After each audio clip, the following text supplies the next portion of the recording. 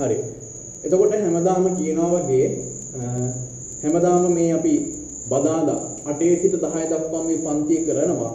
ඒ පන්තියට දාලා සීළු රෙකෝඩින් එක පහුවෙනි දවසේ මම මගේ YouTube channel එකට දානවා. හරිද? YouTube channel එකට දානවා. ඉතින් පේන තරමින් ළමයි 20ක් වගේ ප්‍රමාණයක් තමයි මේ YouTube එකෙන් බලන්නේ. හරිද? ඉතින් ඕගොල්ලෝ ඒක බලලා වීඩියෝ එක බලලා නෝට් එක සම්පූර්ණ කරගන්න. හරිද? ඒතකොට YouTube channel එකේ නම දානවා. මගේ නමින්ම තමයි තියෙන්නේ රුසිත් නිලංග කියලා. ඉතින් පහුවෙනිදා මම වීඩියෝ එක දානවා group වල. ඉතින් ඕගොල්ලෝ ඒකට සම්බන්ධ වෙලා මේ බලන්න. හරිද? වීඩියෝ ටික බලන්න. තව අපේ පන්තියේ ඕගොල්ලන්ගේ යාළුවෝ ඉන්නවා නම් යාළුවන් අතර ෂෙයා කරන්න. හරිද? මෙන්න මේ පන්තියක් තියෙනවා කියලා කියන්නේ. හරි. අපි එහෙනම් අද අපේ කොටස මේ පටන් ගමු. පුතේ අපි ව්‍යාපාර සංවිධාන කියන පාඩම ගිය සතියේ ආරම්භ කරා. නේද? ව්‍යාපාර සංවිධාන පුතේ කොටස් තුනකට බෙදෙනවා. කොහොමද? ආරමුණ අනුව, ඊට පස්සේ අයිති අනුව, තුන්වෙනි එක පරිමාණය අනුව කියලා කොටස් තුනකට බෙදෙනවා. හරිද? ඉතින් අපි ඔය ආරමුණ අනුව බෙදෙන්නේ කොහොමද? පරිමාණය අනුව බෙදෙන්නේ කොහොමද කියලා ගිය සතියේ කතා කරා. හරිද? හරි. එතකොට අද අපි මේ ව්‍යාපාර සංවිධාන වර්ග ගැන අද එකින් එක අධ්‍යයනය කරන්න ගන්නවා. එකින් එක අධ්‍යයනය කරන්න ගන්නවා. හරිද? එහෙනම් අද ඉඳලා පටන් ගන්න ඒ දේ අර සාමාන්‍යයෙන් දවස් 2-3ක් යයි මේක මේ සියල්ලම සාකච්ඡා කරලා ඉවර වෙන්න. හරි. එහෙනම් දාගන්න අද දිනේ දාලා අද අපි කතා කරමු තනි පුද්ගල ව්‍යාපාර ගැන. හරිද? තනි පුද්ගල ව්‍යාපාර ගැන. එහෙනම් අංක 1 දාලා ලියන්න තනි පුද්ගල ව්‍යාපාර. තනි පුද්ගල ව්‍යාපාර. තනි පුද්ගල ව්‍යාපාර වලට කියනවා තව නමක්. ඒ තමයි ඒක පුද්ගල ව්‍යාපාර. ඒක පුද්ගල ව්‍යාපාර. තව නමක් කියනවා කේවල ස්වාමි ව්‍යාපාර. කේවල ස්වාමි ව්‍යාපාර. මෙන්න මේ තුනම එකයි ආ. තනි පුද්ගල ව්‍යාපාර, ඒක පුද්ගල ව්‍යාපාර සහ කේවල ස්වාමි ව්‍යාපාර.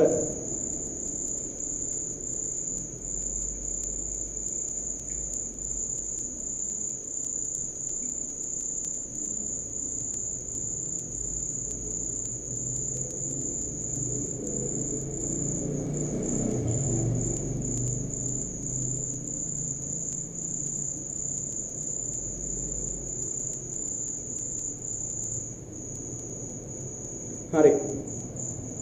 කේවල ස්වාමි දැන් ඔයගොල්ලෝ සමහර ටීවී එකේ නිවුස් එකදී විශේෂයෙන් අර ක්‍රීඩා ප්‍රවෘත්තියන්දී අහලා ඇති මේ පිරිමි කේවල අංශයේ ජය. අර බැඩ්මින්ටන් ගහද්දි කියන්නේ නැත්නම් ටෙනිස් මැච් වලදී කියන්නේ පිරිමි කේවල අංශයේ ජය හිමි වුණේ මෙයාට. කේවල කියන්නේ තනි. තනි. හරිද? හරි. එතකොට මේ තුනම එකයි. තනි පුද්ගල ව්‍යාපාර, ඒක පුද්ගල ව්‍යාපාර සහ කේවල ස්වාමි ව්‍යාපාර. හරිද? හරි පුතේ මොකක්ද මේ තනි පුද්ගල ව්‍යාපාරයක් කියන්නේ? තනි පුද්ගල ව්‍යාපාරයක් කියන්නේ පුතේ මේ ව්‍යාපාර සංවිධානය ගද්දී මේ තමයි ලෝකේ වැඩි වශයෙන්ම තියෙන ව්‍යාපාරය. හරිද? ලෝකේ වැඩිම වශයෙන් තියෙන ව්‍යාපාර වර්ගය තමයි මේක තනි පුද්ගල ව්‍යාපාරය. ඒ කියන්නේ එක මිනිස්සෙක් කරන ව්‍යාපාරය. එයා සල්ලි ටිකක් හොයාගෙන එයාම තනියම කරගන්න ව්‍යාපාර වලට තමයි කියන්නේ තනි පුද්ගල ව්‍යාපාර කියලා. හරිද? තනි පුද්ගල ව්‍යාපාර. ඉතින් මේක තීන්දි පුතේ මේක දකින්න ලැබෙන දේ තමයි මේකට ඕන කරන සල්ලි ටික ඔක්කොම දාන්නේ තනි පුද්ගලයෙක්. මේ ව්‍යාපාරය ඔක්කොම පාලන වැඩ කටයුතු ටික කරගෙන යන්නේ තනි පුද්ගලයෙක්. ඒ වගේම මේ ව්‍යාපාරයේ ඇතිවන ලාභ පාඩු විතදරා ගන්නෙත් තනි පුද්ගලයෙක් තමයි. හරිද? හැබැයි මේ ව්‍යාපාරයේ අයිතිය තියෙන්නේ තනි පුද්ගලයෙක්ට. තේරුණාද? හරි. එහෙනම් අපි ලියමු තනි පුද්ගල ව්‍යාපාර කියන එකට නිර්වචනයක් හැඳින්වීමක් ලියන්න. ලියන්න එහෙනම් හැඳින්වීමක් ලියන්න. හිමිකාරීත්වය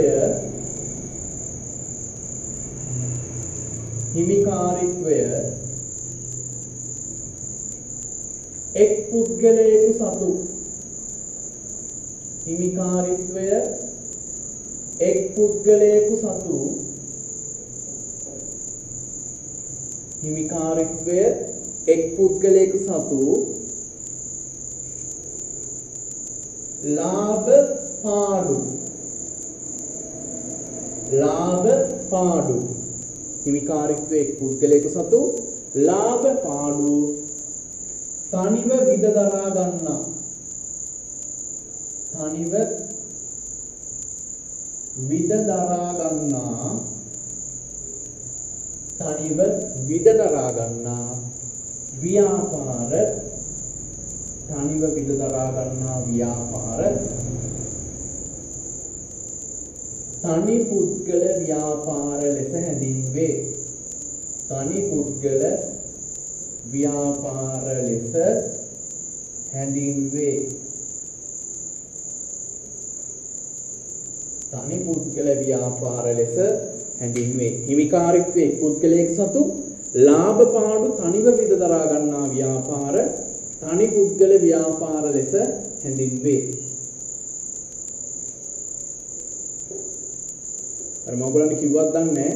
මගේ මේ අවුරුද්දේ ඕල රිසල්ට් ආවා. හරිද? ලොකු ප්‍රමාණයක් ළමයි හිටියේ නැහැ. ළමයි 8 දෙනයි හිටියේ මට. හරිද? ළමයි 8 දෙනයි. මේ 8 දෙනාටම තියෙනවා කොමර්ස් වලට A. මේ 8 දෙනාගෙම කොමර්ස් වලට A සාමාර්ථ තියෙනවා. හරිද? 8 දෙනාගෙම කොමර්ස් වලට A සාමාර්ථ. ඉතින් මං ගාව විශ්වාස කළා මගේ නම අනුව ආපහු 8 දෙනයි හිටියේ. ඉතින් ඊට වඩා ළමයි ටිකක් ආවම මම මේ හැමෝටම උත්සාහ කරනවා මේ කොහොමරි ඒකකට යන්න. ඉතින් ආව 8 දෙනයි මට බලෙන් ළමයි ගෙන්න ගන්න බෑනේ. මගේ නම විශ්වාස කරන අය ළමයි 8යි. එතකොට ඔන්ලයින් පන්ති කරා ඒ කාලේ අන්තිම කාලේ ෆිසිකල් ක්ලාස් උත් කරා. හරිද? හෙට කොමස් තියනවා නම් අදත් ඔන්ලයින් පන්තියක් දාලා කොහොමරි දන්න දේවල් කියලා දුන්නා. හරිද? ඉතින් හැමෝටම ඒකක් තියෙනවා. හරිද? හැමෝටම ඒකක් තියෙනවා.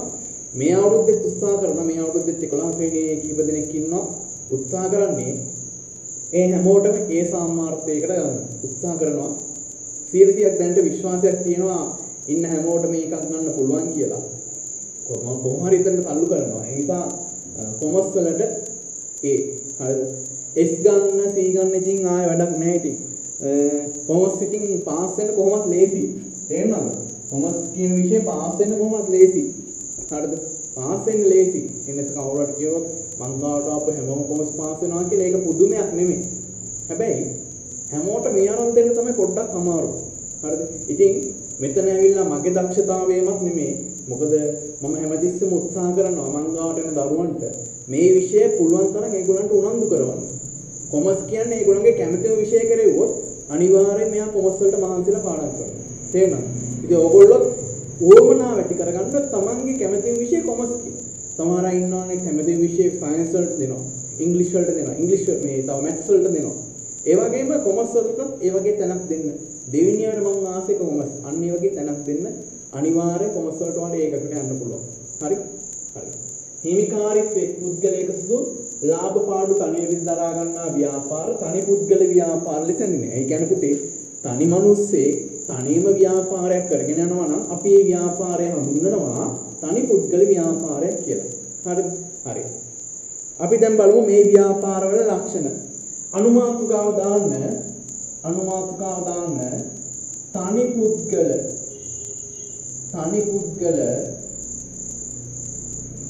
ව්‍යාපාරවල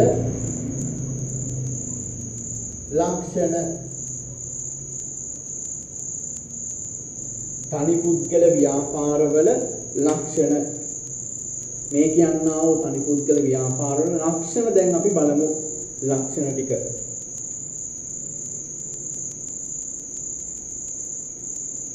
තනි පුද්ගල ව්‍යාපාරවල ලක්ෂණ. නෝට් එක ලස්සනට ලියා ගන්න.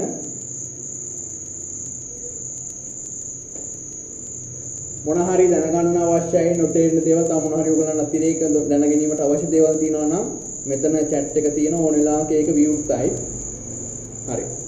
පළවෙනි ලක්ෂණය ලියන්න. පළවෙනි ලක්ෂණය ලියන්න කලින් කියලා දෙන්නද? පුතේ තනි පුද්ගල ව්‍යාපාරයක තියෙන ලක්ෂණය තමයි මේ ව්‍යාපාරයට ඕන කරන මුදල් ටික. ඔක්කොම දෙන්නේ කවුද?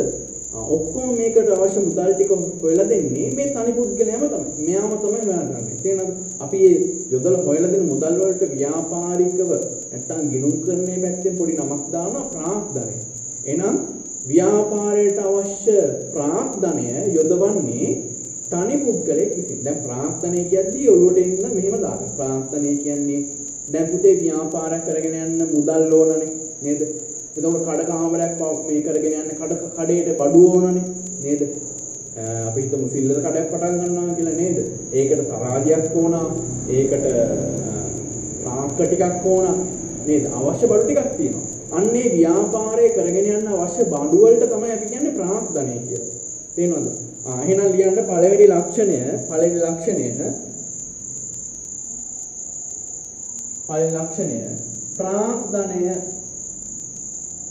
ප්‍රාර්ථනය අයිතිකරු විසින්ම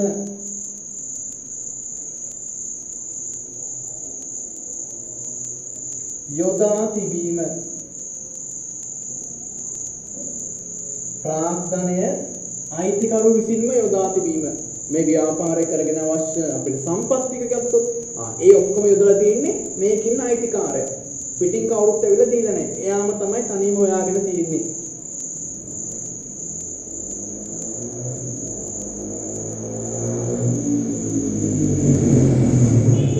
හරි. දෙවෙනි එක පුතේ මේ ව්‍යාපාර ප්‍රෝණ කරන දැන් අපි මේ ව්‍යාපාරයක් කරපුවම ලාභත් ලබනවා පාඩුත් ලබනවා නේද? ලාභයකුත් ලබන අවස්ථා තියෙනවා පාඩුවකුත් දරන්න වෙන අවස්ථා තියෙනවා. ඉතින් මේ ව්‍යාපාරයේ ලාභ පාඩු තනිව විද දරාගන්නේ මෙන්න මේ කියන තනි පුද්ගලයා. ලාභයක් ලැබුණොත් ඒ ඔක්කොම යාට හම්බෙනවා. හැබැයි අලාභයක් ලැබුණොත් අලාභෙත් එයාට තමයි දරා ගන්න වෙන්නේ. හරිද? එහෙනම් ලියන්න දෙවෙනි ලක්ෂණය ලාභ ඇලීරක් පාඩු. ලාභ ඇලීරක් පාඩු තනිව විද දරා ගැනීම.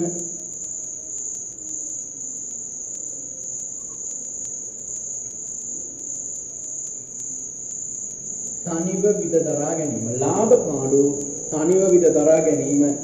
ලාභ පාඩු තනිව විද දරා ගැනීම.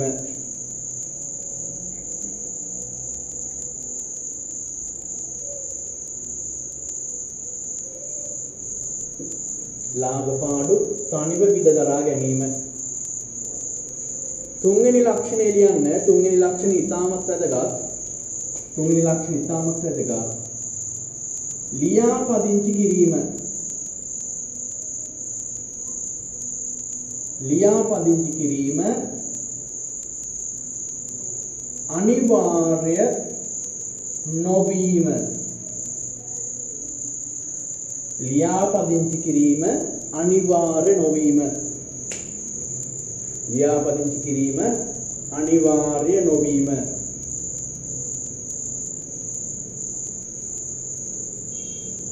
හරි.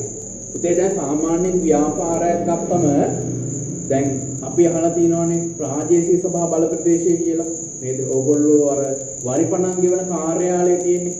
ගොඩක් වරිපණන් ගෙවන ප්‍රාදේශීය සභාවට. ඉතින් ওই ප්‍රාදේශීය සභා බල ප්‍රදේශය තුල ව්‍යාපාරයක් පවත්වාගෙන යන්න අවසරයක් ගන්න ඕන. ඉතින් මේ අවසරය ගන්න තියෙන ක්‍රමය තමයි තමන්ගේ ව්‍යාපාරය ලියාපදිංචි කරන එක. හැබැයි මේ තනි පුද්ගල ව්‍යාපාර ගත්තොත් ඒ තනි පුද්ගල ව්‍යාපාර ලියාපදිංචි කරන්න අනිවාර්ය නැහැ. හැබැයි මෙහෙම දෙයක් තියෙනවා. දැන් මම කියවනේ තනි පුද්ගල ව්‍යාපාරය ලියාපදිංචි කරන්න අනිවාර්ය නැහැ. හැබැයි දැන් මේ තනි පුද්ගල ව්‍යාපාරයක් පටන් ගන්න කවුද?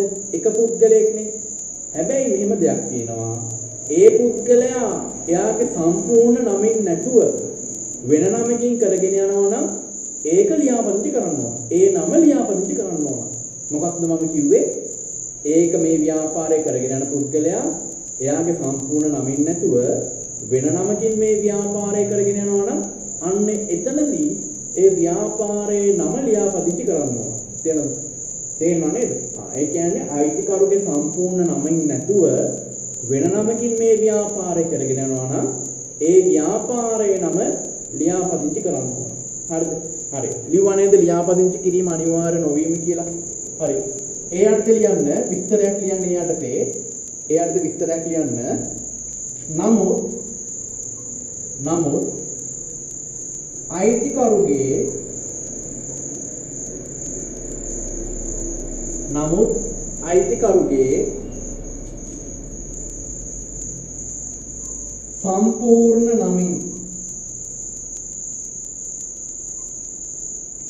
නමුත් අයිතිකරුගේ සම්පූර්ණ නමින් හැර වෙනත් නමකින් නමුත් අයිතිකරුගේ සම්පූර්ණ නමින් හැර වෙනත් නමකින් ව්‍යාපාරය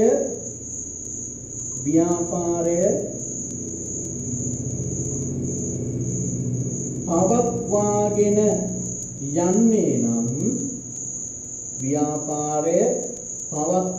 යන්නේ නම්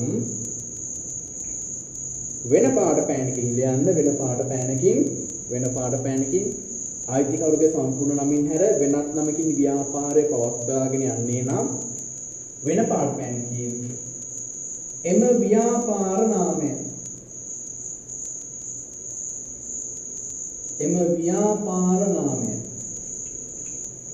ව්‍යාපාර නාමය සමාන පාඩින්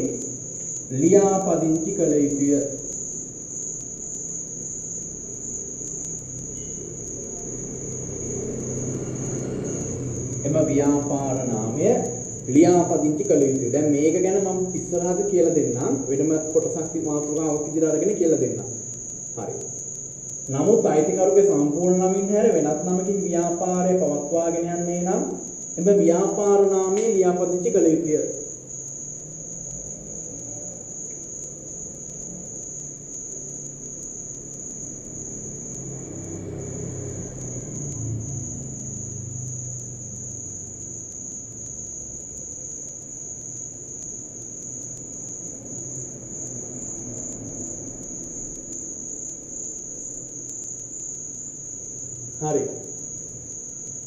හරි නේද? එන වැඩේ තේරුණා නේද? මොකක්ද? තනි පුද්ගල ව්‍යාපාරයක් උතේ ලියාපදිංචි කරන්න අනිවාර්ය නැහැ. තනි පුද්ගල ව්‍යාපාරයක් ලියාපදිංචි කරන්න අනිවාර්ය නැහැ. හැබැයි අයිතිකරුගේ සම්පූර්ණ නමින් නැතුව වෙන නමකින් කරගෙන යනවා නම් ලියාපදිංචි කරන්න. මොකක්ද මේ සම්පූර්ණ නම? හරිද? අපි ගමු කාන්තාවක් ඉන්නවා. ඒ කාන්තාවගේ නම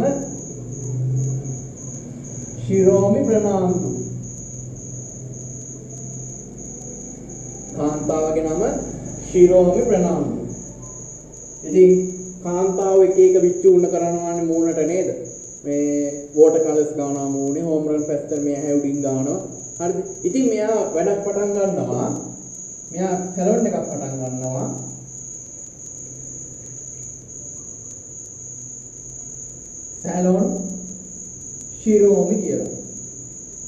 සැලොන් ශිරෝමි කියලා මෙයා සැලොන් එකක් කරනවා. ඉතින් දැන් මෙයාගේ ඇත්ත නම මොකක්ද? ශිරෝමි ප්‍රනාන්දු. මෙයා පටන් ගන්න ව්‍යාපාරයේ නම මොකක්ද? සැලොන් ශිරෝමි. ඉතින් මෙතනදී මේ ව්‍යාපාරයේ නම ලියාපදිංචි කරන්න ඕන.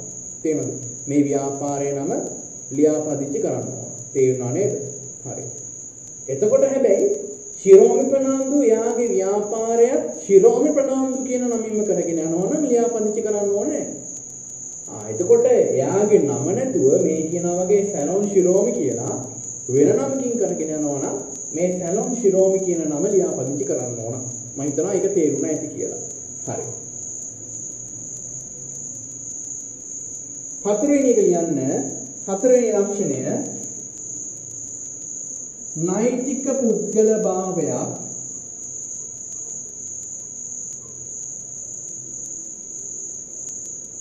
නෛතික පුද්ගල භාවයක් හිමි නොවේ. නෛතික පුද්ගල භාවයක් හිමි නොවේ. නෛතික පුද්ගල භාවයක් හිමි නොවේ.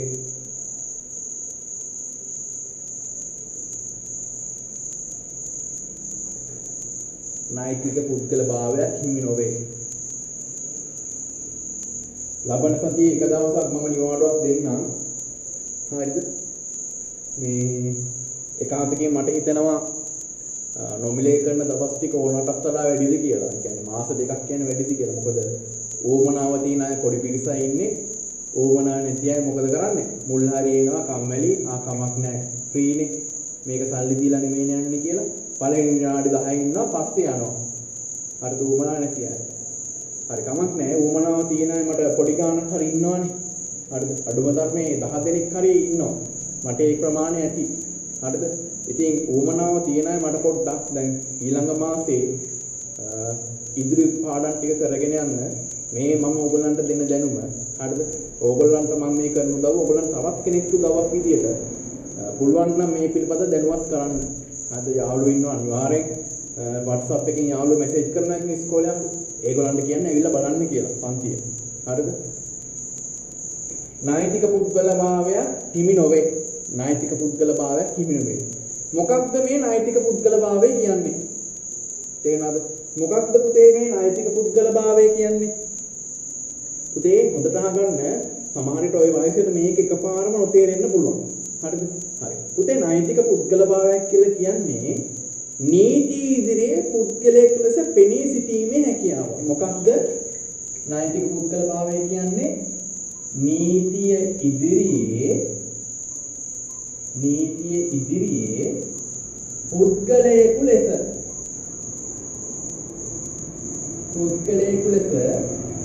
පෙනී සිටීමේ හැකියාව. නීති ඉදිරියේ පුද්ගලයෙකු ලෙස පෙනී සිටීමේ හැකියාවට තමයි අපි කියන්නේ නෛතික පුද්ගලභාවයක් කියලා. නීති ඉදිරියේ පුද්ගලයෙකු ලෙස මේ පෙනී සිටීමේ හැකියාව. හරිද? දැන් එක්කෙනෙක් අහනවා කලින් එකට සම්පූර්ණ නම ගැන අපි කිව්වනේ. සම්පූර්ණ නමයි ෂොප් කියන එකයි තිබ්බොත් පුළුවන්. සම්පූර්ණ නම කොහොම හරි තියනවානේ. ශිරෝමි ෆර්නෑන්ඩෝ සැලොන්. එහෙම පුළුවන්. හරිද? හරි. සම්පූර්ණ දැන් එයාගේ සම්පූර්ණ නම ශිරෝමි ෆර්නෑන්ඩෝ. අර කියන විදිහට අරගොල්ලන්ගේ අර මුදියන්සේලාගේ මෙහෙම දොන් ශිරෝමි අප්පුනායක ෆර්නෑන්ඩෝ පුල්ලේ එහෙම කිනෙමේ. එහෙම තියනවනේ ඒ ඔක්කොම දාන්න ඕන. දැන් අපි හිතමු ශිරෝමි ෆර්නෑන්ඩෝ විතර එයාට දෙන නම් දෙකම. එතකොට ශිරෝමි ෆර්නෑන්ඩෝ සැලොන්. ශිරෝමි ෆර්නෑන්ඩෝ මේ ෂොප්. එහෙම පුළුවන්. හරි. නීති ඉදිරියේ පුද්ගලයෙකු ලෙස පෙනී සිටීමේ හැකියාවට තමයි අපි කියන්නේ නෛතික පුද්ගලභාවය කියලා. නීති ඉදිරියේ පුද්ගලයෙකු ලෙස පෙනී සිටීමේ හැකියාවට. හරිද? මොකක්ද මේ නීති ඉදිරියේ පුද්ගලයෙකු ලෙස පෙනී සිටිනවා කියන්නේ? දැන් පුතේ යම් නීතිමය වැඩ කටයුතු වලට අපි යනවනේ උසාවියට. හරිද? උසාවියට. එතකොට උසාවියට ගියපුවම පුතේ මේ තනි පුද්ගල ව්‍යාපාරයක් වුණාම ව්‍යාපාරයේ නමින් පෙනී ඉන්න බෑ. ව්‍යාපාරයේ නමින් පෙනී ඉන්න බෑ. හැබැයි අයිතිකාරයාගේ නමින් තමයි පෙනී ඉන්න ඕන. ව්‍යාපාරයේ නමින් පෙනී ඉන්න බෑ. අයිතිකාරයාගේ නමින් තමයි මේ නීතිමය වැඩ කටයුතු වලදී පෙනී ඉන්න ඕන. තේරෙනවද? තව දෙයක් තියෙනවා. දැන් අපි හිතමු තනි පුද්ගල ව්‍යාපාරයකට ඒ ව්‍යාපාරයේ නමට විරුද්ධව නඩු දාන්න බෑ. හොඳට අහගන්න. තනි පුද්ගල ව්‍යාපාරයක ඒ ව්‍යාපාරයේ නමට විරුද්ධව නඩු දාන්න බෑ. පුළුවන් ඒකේ අයිතිකාරයාගේ නමට විරුද්ධව නඩුවක් දාන්න. හරිද? ඕගොල්ලෝ හිතන්නකෝ ළඟ තියෙනවා සිල්ලර බඩු කඩයක්. හරිද? සිල්ලර බඩු කඩේ මුදලාලි මොකක් හරි වැරදි වැඩක් කරනවා, වංචාවක් කරනවා. ඉතින් ඕගොල්ලන්ට බෑ කඩේ නමට විරුද්ධව දාන්න. අපි හිතමු ජය මට නම් වෙන්නේ අපේ ගමේ පැත්තේ කඩවල නම් වෙන්නේ. මේ ඒ නමක් කියන්න තු ඉන්නවා. මොකක් හරි සිසිලියා ස්ටෝස්. හරි. සිසිලියා ස්ටෝස් කියලා තියෙනවා. එතකොට ওই සිසිලියා ස්ටෝස් කියන නමට විරුද්ධව නඩු දාන්න බෑ. පුළුවන් ඒ අයිතිකාරයාගේ නමට විරුද්ධව නඩුවක් දාන්න තමයි. අන්න ඒකයි කියන්නේ නෛතික පුද්ගලභාවය. නෛතික පුද්ගලභාවය කියන්නේ නීති ඉදිරියේ පුද්ගලයෙක් ලෙස පෙනී සිටීමේ හැකියාව. ඉතින් තනි පුද්ගල ව්‍යාපාර වලට එහෙම නීති ඉදිරියේ පුද්ගලයෙක් ලෙස පෙනී ඉන්න බෑ. තේරුණාද? හරි. අන්න ඒකයි කියන්නේ නෛතික පුද්ගලභාවය හිමි නොවේ. විභාගදී අහන්නේ නැහැ පුතේ ගොඩක් මේ නෛතික පුද්ගලභාවයක් අනු කුමක්ද කියලා. හැබැයි එක ලක්ෂණයක් විදිහට මතක තියාගන්න. හරි. අපි තව ලක්ෂණයක් ලියමු. පස්වෙනි එක අඛණ්ඩ පැවැත්මක් නොමැත. අඛණ්ඩ පැවැත්මක් නොමැත. අඛණ්ඩ පැවැත්මක් නොමැත.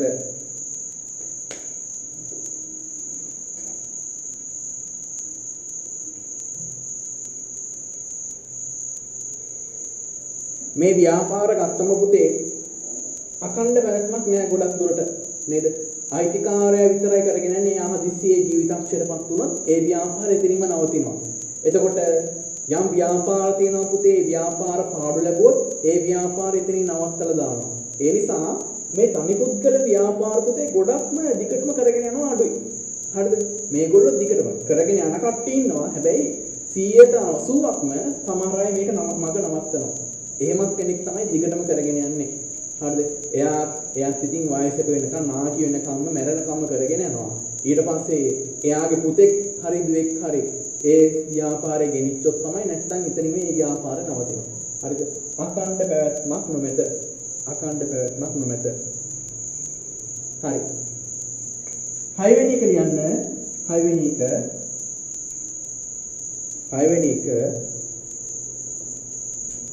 වගකීම අසීමිත වීම.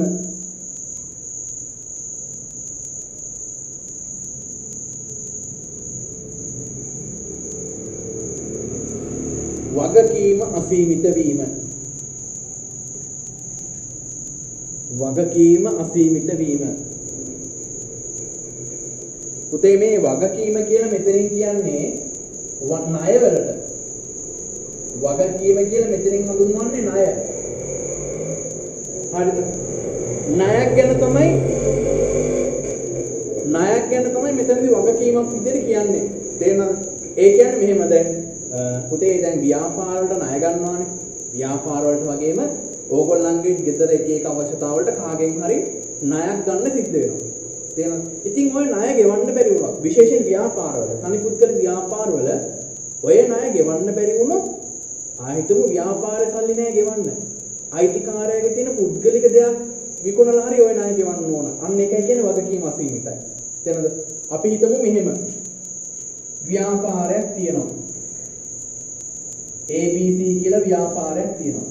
පුතේ මේ ව්‍යාපාරය මිනිස්සෙක්ගෙන් රුපියල් ලක්ෂ 5ක් ණය අරන් තියෙන්නේ. මේ ව්‍යාපාරේ රුපියල් ලක්ෂ 5ක් ණය අරගෙන තියෙන්නේ. ඉතින් දැන් මේ ව්‍යාපාරයට මේ ලක්ෂ 5 ගෙවන්න දැන් සල්ලි නැහැ.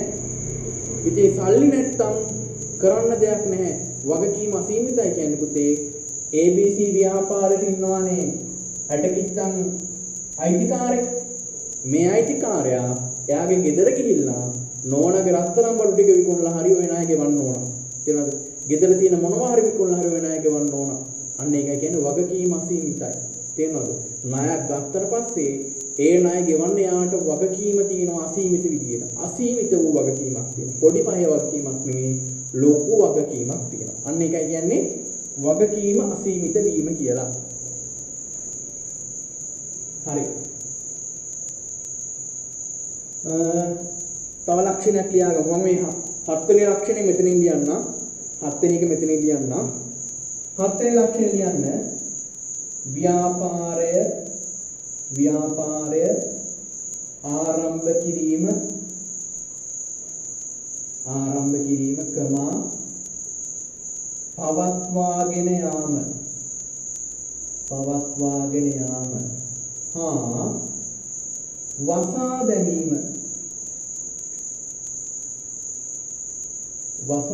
වසා දැමීමට පුතේ අපි කියනවා ව්‍යාපාරික භාෂාවෙන් ඈවර කිරීම. අර කියන්නේ ඈවරයි දෑවරයි කියලා. ඈවර කිරීම. පවත්වාගෙන යාම හා වසා දැමීම. නැත්නම් ඈවර කිරීම අයිතිකරුගේ අභිමතය පරිදි සිදුවේ.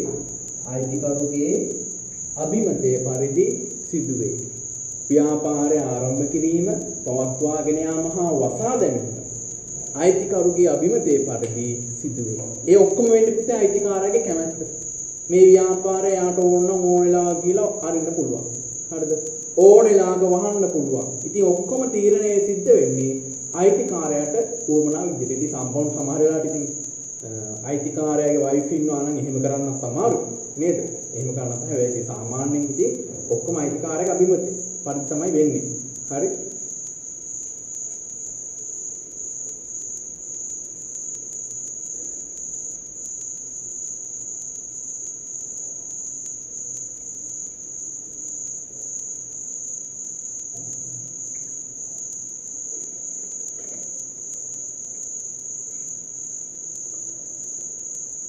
මේ ඔන්ලයින් පන්තියේ ඉස්සර මම මේ මගේ මොබයිල් ෆෝන් එක කරේ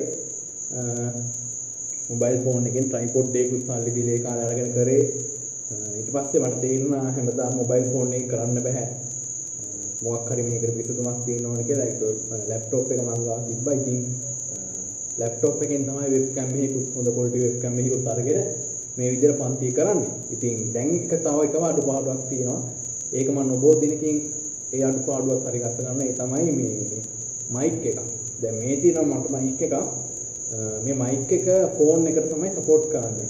දැන් මේකෙන් මේ ලොකු වෙනසක් නැහැ පාවිච්චි කරා කියලා ලැප්ටොප් එක. මේක මේ මොබයිල් ෆෝන් වලට සපෝට් කරන මයික් එකක්. හරිද? ඉස්සර මම YouTube එක කරද්දී ඒකට ආපහින්ද ගත් එකක්. දැන් මේක ලොකු වෙනසක් නැහැ මේක පාවිච්චි කරා කියලා. ඉතින් ඉස්සරහට මේ try කරනවා කොහොම හරි මේ ලැප්ටොප් එකට Bluetooth වෙන හරි මයික් එකක් ගන්න. ලැප්ටොප් එකට මැච් වෙන මයික් එකක් ගන්න. එතකොට මේකෙන් මට නෙමේ ප්‍රයෝජන ඉතින් ඔයගලන්ටම තමයි. ඔයගලන්ට මම කියන එක තවත් පැහැදිලිව ඇහෙනවා. හරිද? ඒක මම බලනවා මේ ඊළඟ මාස කොහොම හරි ඒකට සොලියුෂන් එකක් මම කොහොම හරි හොයාගන්න try කරනවා. හරි කවුරු හරි දෙමෝපියෝ IT කරන අය මොකක් හරි ඒ ඉන්ඩස්ට්‍රියල් ඉන්නේ එහායි දන්නවා නම් කමර පොඩ්ඩක් කියන්න මේ ලැප්ටොප් එකට මේ Bluetooth හරි කොහොම හරි මයික් එකක් විදියට එන්න පුළුවන් මොකක් හරි අයිටම් එකක් දන්නවා නම් මට කියන්න පොඩ්ඩක්. හරි. හරි නේද? අපි එතකොට ඒක පුද්ගල ව්‍යාපාරයක් කියන්නේ මොකක්ද කියලා ඉගෙන ගත්තා. ඊට පස්සේ මේකේ ලක්ෂණ ටික දැන් අපි කතා කරා. ලක්ෂණ ටික කතා කරා. හරි.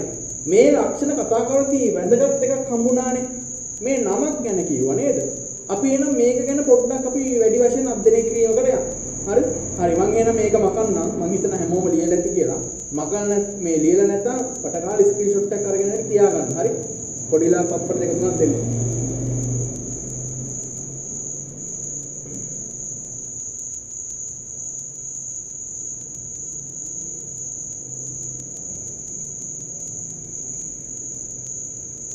හරි. හරිනේ. හරි. එහෙනම් අපි දැන් බලමු. දැන් ව්‍යාපාර නාමය ලියාපදිංචි කිරීම ගැන තමයි කතා කරන්නේ. තව පොඩ්ඩක් ඒක ගැන ඉගෙන ගමු. මොකද ඕක අනිවාර්යයෙන්ම විභාගෙට එනවා. හරිද? මේ අවුරුද්දේ විභාගෙට අනිවාර්යෙන් එනවා ව්‍යාපාර නාමය කියන දේ. ඉදිගහන ප්‍රශ්න පත්‍රයේ හරි අහනවා. හරිද? අනිවාර්යයෙන්ම එන නිසා අපි බලමු කොහොමද ඒක කතා කරන්නේ කියලා.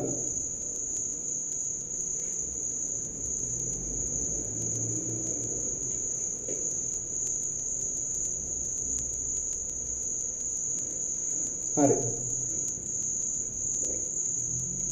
මාතෘකාව දාගන්න ව්‍යාපාර නාමය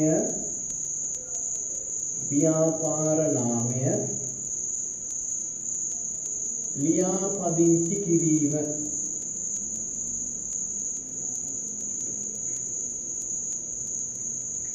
ව්‍යාපාර නාමය ලියාපදිංචි කිරීම.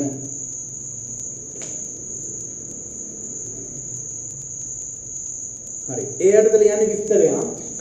එයාට විස්තරයක් කියන්න පුතේ. අයිතිකරුගේ සම්පූර්ණ නමින් හැර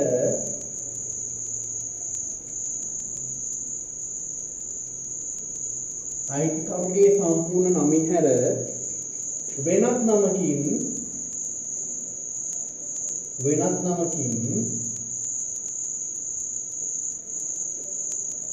ව්‍යාපාරය පවත්වාගෙන යන්නේ නම් අයිතිකරුගේ සම්පූර්ණ නමින් හැර වෙනත් නමකින් ව්‍යාපාරය පවත්වාගෙන යන්නේ නම් එම ව්‍යාපාර නාමය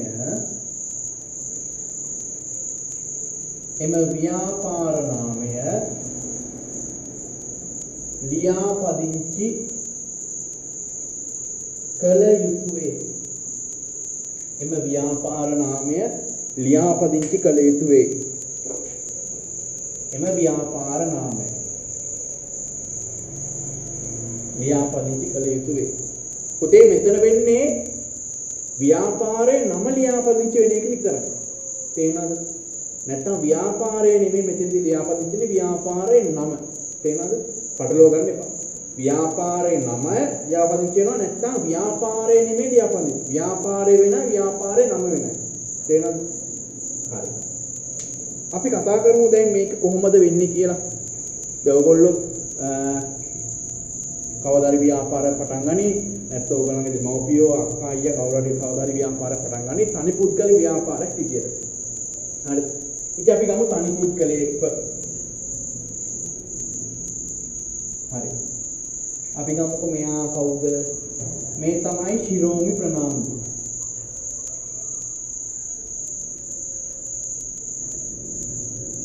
හරිද? ඉතින් ප්‍රශ්නේ මේකනේ. ශිරෝමි ප්‍රනාන්දු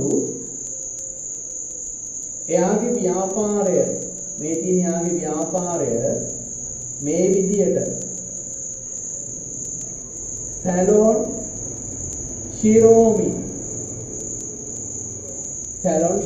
කියලා කරගෙන යනවා නම් මොකක්ද කරන්න වෙන්නේ? ලියාපදිංචි කරන්න ඕන. නැත්තම් මෙහෙම තිබ්බොත් ශිරෝමි ප්‍රනාන්දු සැලොන්. එහෙම තිබ්බොත් ලියාපදිංචි කරන්න ඕනේ නැහැ. තේරුණාද? මෙහෙමයි කියන්නේ සැලොන් ශිරෝමි. දැන් ශිරෝමි කියන කැලේ විතරයි තියෙන්නේ. සම්පූර්ණ නම නෙමෙයිනේ. දැන් මොකක්ද කරන්න වෙන්නේ? මෙතනදී මෙයාගේ නම ලියාපදිංචි කරන්න මේ ව්‍යාපාරයේ නම දැන් ලියාපදිංචි කරන්න ඕන. හරිද? ඉතින් මෙයාට යන්න ඕන දැන් මේක කරගන්න. කොහොමද දැන් මම මේක ලියාපදිංචි කරගන්නේ? හරි. ඒකට යන්න ඕන තැනක් තියෙනවා. දැන් ඕගොල්ලෝ වරිපණන් ගෙවන තැනක් තියෙනවානේ. වරිපණන් ගෙවන ස්ථානය නේද? වරිපණන්. අම්මලගෙන් අහන තාත්තලා කොහෙද ඕගොල්ලෝ වරිපණන් ගෙවන්නේ? ගොඩක් දුරට වරිපණන් ගෙවන ප්‍රාදේශීය සභාවය. ප්‍රාදේශීය සභාවය. ඉතින් යන්න ඕනේ හෙට.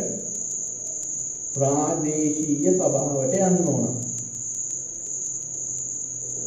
හරි. ප්‍රාදේශීය සභාවට ගිහිල්ලා ඔයාට තියෙනවා පොඩි ගාස්තුවක් ගෙවලා ෆෝම් දෙකක් ගන්න. හරිද? ෆෝම් දෙකක් ගන්න. එකක් ව්‍යාපාර නාම ලියාපදිංචි ඉල්ලුම් පත්‍රය, අනිත් එක තමයි ග්‍රාම නිලධාරී ඉල්ලුම් පත්‍රය. ෆෝම් දෙකක් තියෙනවා. මේ ව්‍යාපාර නාම ලියාපදිංචි ඉල්ලුම් පත්‍රය මේ පොඩි මුදලක් දීලා ගන්න තියෙන මේ ෆෝම් දෙක මෙන්න මේක. ව්‍යාපාර නාම ලියාපදිංචි කරන්න වෙනම තියෙනවා මේක ෆෝම් එක. අනිත් එක තියෙනවා ග්‍රාම නිලධාරී ඉල්ලුම් පත්‍රය. ඒක පුතේ පුරවන්නේ ග්‍රාම නිලධාරී. අර ග්‍රාම සේවක තමයි පුරවන්නේ. ඉතින් ඒක අරගෙන ඔය ඉස්සල්ලාම යනවා ග්‍රාම සේවක ගාවට. හරිද? ග්‍රාම සේවක ගාවට ගිහින් ඒක දෙනවා මෙහෙම මම මෙහෙම තනි පුද්ගල ව්‍යාපාරයක් කරගෙන යනවා මට මේකේ නම ලියාපදිංචි කරන්න ඕනේ කියලා. ඉතින් එයා ඒකේ තියෙන ඔක්කොම ෆෝම් ටික පුරවගෙන ඔක්කොම කරන කොහොමද එනං මේ ව්‍යාපාරය කරගෙන යන්නේ? ව්‍යාපාරයේ ඇඩ්‍රස් එක මොකක්ද? එහෙම බලන්න.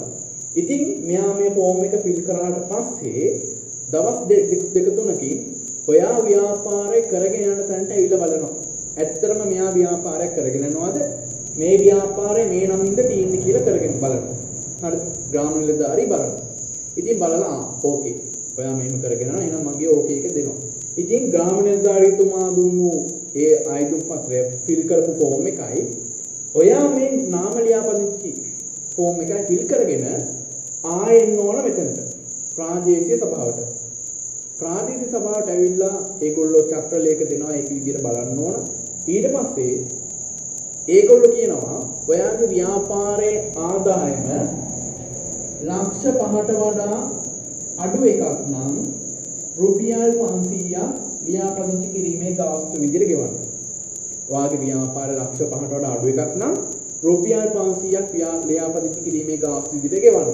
නැත්නම් ඔයාගේ ව්‍යාපාරයේ ආදායම ලක්ෂ 5ට වැඩි නම් ඔයාගේ ව්‍යාපාරයේ ආදායම ලක්ෂ 5ට වැඩි නම් රුපියල් 1000ක මුදලක් ලියාපදිංචි කිරීමේ ගාස්තු විදිහට ගෙවන්න කියලා කියනවා. හරි? හරි මම ගෙවන්නම්. ගෙවුවට පස්සේ ඒගොල්ලෝ දෙනවා රිසිට් එකක්. හරිද? රිසිට් එකක් දෙනවා. ඉතින් අද ඔක්කොම කරා කියලා හෙට වෙද්දී රෙජිස්ට්‍රේෂන් එක දෙන්නේ නැහැ. ලියාපදිංචි කිරීමේ සහතිකය දෙන්නේ නැහැ. සති දෙකක් විතර ගිහිල්ලා ඔක්කොම කරුණු සලකා බැලීමෙන් පස්සේ අපි ආපහු යනවා රිසිට් එක අරගෙන. මොකද උනේ කියලා බලන්න. ආයෙත් රිසිට් එක බලලා කියනවා හරි ඔයාගේ නම අපි ලියාපදිංචි කරලා තියෙන්නේ. දැන් ඉඳන් ඔයාගේ ව්‍යාපාරයේ නම ලියාපදිංචි වූ ව්‍යාපාරයක් විදිහට අපි සලකනවා. තේරෙනවද? හරි. එතකොට පුතේ දැන් කොහොම ව්‍යාපාර නාමයක් ලියාපදිංචි කරන්නේ ඒ අදාළ බල සීමාවේ එයාට ව්‍යාපාර කටයුත්තක් කරගෙන යන්න දෙන අවසරයක් විදියට. එහෙනම් අන්න ඒකයි මේ ලියාපදිංචි කිරීමක් විදියට කරන්නේ. ඒ අදාළ බල සීමාව තුළ ඒ ප්‍රාදේශීය සභා බල සීමාව තුළ ඒ විදියට ව්‍යාපාරයක් කරගෙන යන්න අපිට දෙන අවසරයක් තමයි මේ ලියාපදිංචි කිරීම කියලා කියන්නේ. හරිද? අන්න ওই විදියට තමයි යන්නේ. එතකොට දැන් මේකේ හරය මොකක්ද? අයිතිකරුගේ සම්පූර්ණ නමින් නැතුව වෙන නමකින් ව්‍යාපාරය කරගෙන යනවා නම් ඒ ව්‍යාපාරයේ නම ලියාපදිංචි කරන්න ඕන. හරිද? හරි. අපි මේකට උදාහරණයක් ලියමු.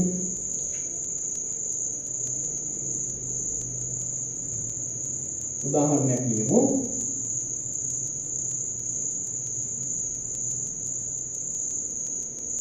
ලියන්න උදාහරණයක්. ලියන්න ශිරෝමි ප්‍රනාන්දු.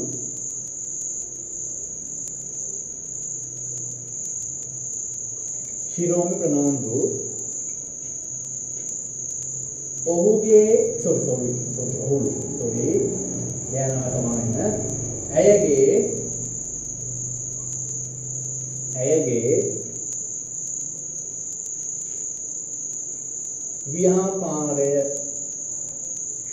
ඇයගේ ව්‍යාපාරය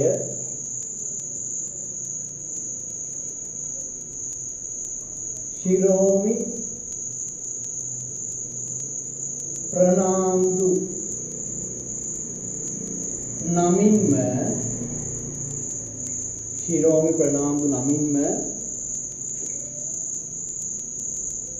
පවත්වාගෙන යන්නේ නම්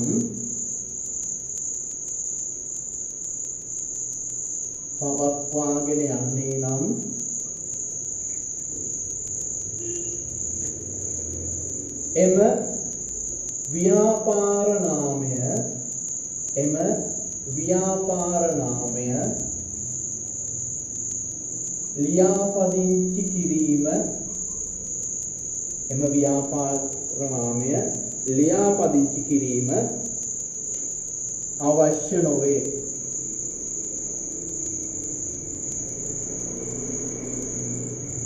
ශිරෝමි ප්‍රනාන්දුගේ ව්‍යාපාරය ශිරෝමි ප්‍රනාන්දු නමින්ම පවත්වාගෙන යන්නේ නම් එම ව්‍යාපාර නාමය ලියාපදිංචි කිරීම අවශ්‍ය නොවේ.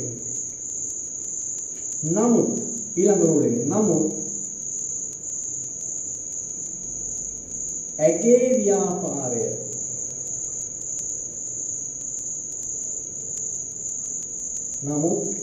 ඇගේ ව්‍යාපාරය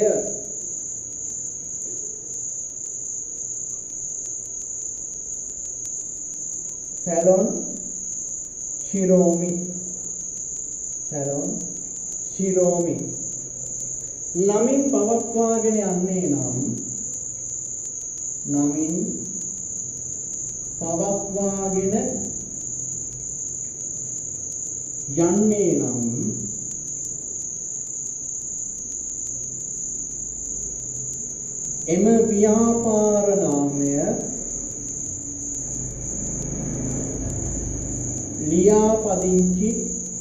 එම ව්‍යාපාර නාමය ලියාපදිංචි කළ යුතුය.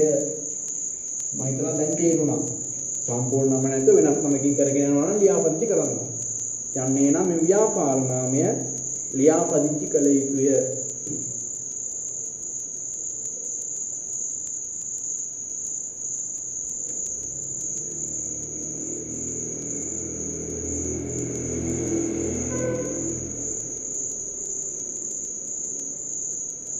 හරි නේද?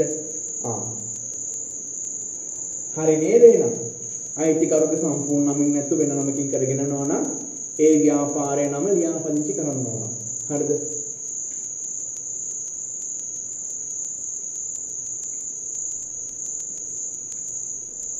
හරි. දැන් මේකට ඇයි මෙහෙම නීතියක් තියෙන්නේ? කොහෙන්ද මේ නීතිය ආවේ? කොහෙන්ද මෙහෙම නීතියක් ආවේ? ඒකට පුතේ ලංකාවේ තියෙනවා පනත. ඒ පනත තමයි 1918 අංක 16 දරන ව්‍යාපාර නාම ආඥා පනත. හරිද? අංක 6 දරන ව්‍යාපාර නාම ආඥා පනත. තේරෙනවද? 1918 අංක 6 දරන ව්‍යාපාර නාම ආඥා පනතෙන් තමයි මෙන්න මේක නිර්දේශ කළා තියෙන්නේ. තේරුණාද? ඒ කියන්නේ 1918 වෙනි කියන අවුරුද්දේ. තේරුණාද? එතකොට ඒ අවුරුද්දේ සුද්ධ ලංකාවෙන් ගිහිල්ලත් නැහැ. නේද? 48 නිදා සම්පූර්ණ ලංකාවේ ගිහිල්ලා නැහැ. අන්න එතකොට මේ 1918 කියන අවුරුද්ද තමයි මේ පනත සම්මත වෙලා තියෙන්නේ. ඒකයි ඔහොම 1918 කියන්නේ සම්මත වූ අවුරුද්ද. ඒ කියන්නේ මේක ගොඩක් ගෙනල්ලා තියෙන ඉංග්‍රීසි ජාතිකයෝ. තේනවද? හරි. එහෙනම් අයිතිකාරකගේ සම්පූර්ණ නමින් නැතුව වෙන නමකින් කරගෙන යනවා නම් කොයි පනතෙන්ද මේක කියන්නේ? 1918 අංක 6 දරන ව්‍යාපාර නාම ආඥා පනත. හරිද? යටින් ලියන්න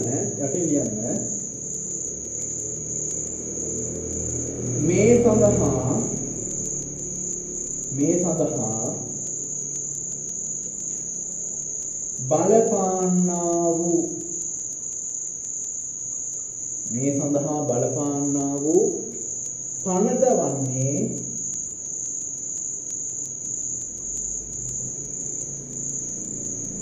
මේ සඳහා බලපාන්නා වූ පනත වන්නේ 1918 අංක 6 දරන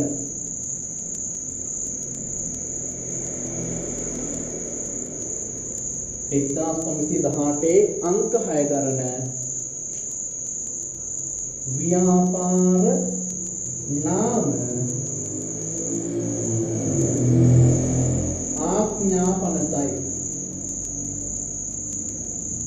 ව්‍යාපාර නාම ආඥා පනතයි. හරි, මේ පනත අතිශයින් වැදගත්. විභාගෙදී අහනවා මේ තනි පුද්ගල ව්‍යාපාරයක නාමයේ ලියාපදිංචි කිරීමට අදාළ වන පනත වන්නේ මොකක්ද? 1918 අංක 6 දන්න ව්‍යාපාර නාම ආඥා පනත. තේරුණාද? 1918 අංක 6 දරන ව්‍යාපාර නාම ආඥා පනත.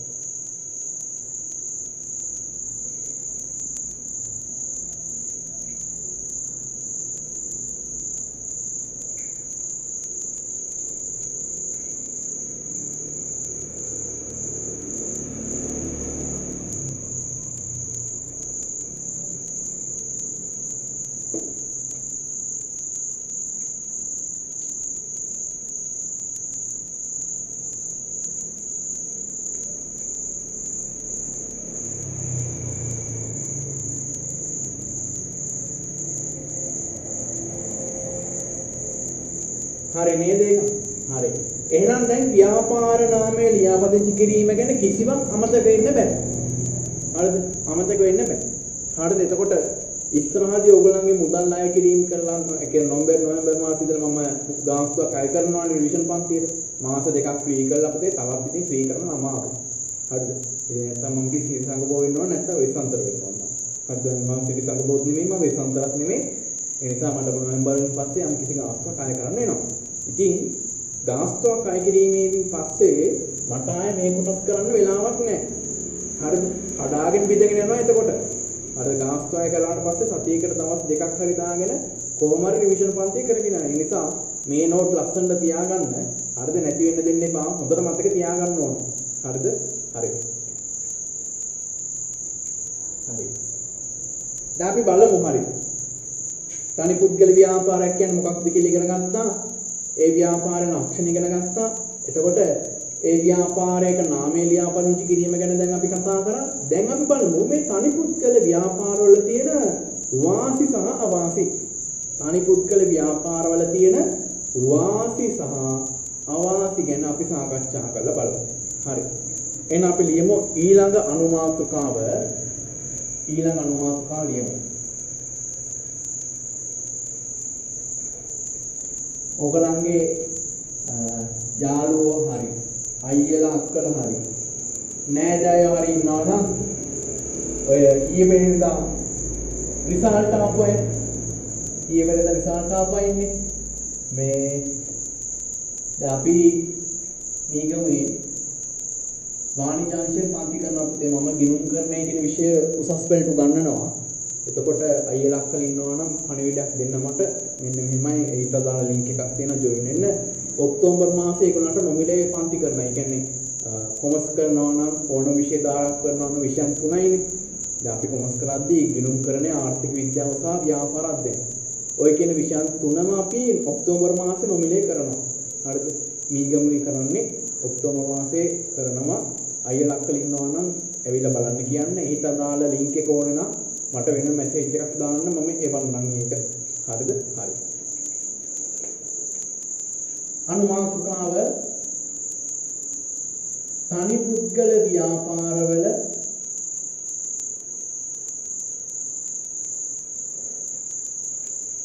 වාසි සහ අවාසි. තනි පුද්ගල ව්‍යාපාරවල වාසි අවාසි. හරි. එතකොට ඕගොල්ලන්ගේ පිටුව අරගෙන දෙකට බෙදන්න. ලේසියිනේ වැඩේ. පිටුව දෙකට බෙදන්න. මේ පැත්ත ගන්න වාසි පැත්ත, මේ පැත්තට ගන්න අවාසි. වාසි සහ අවාසි.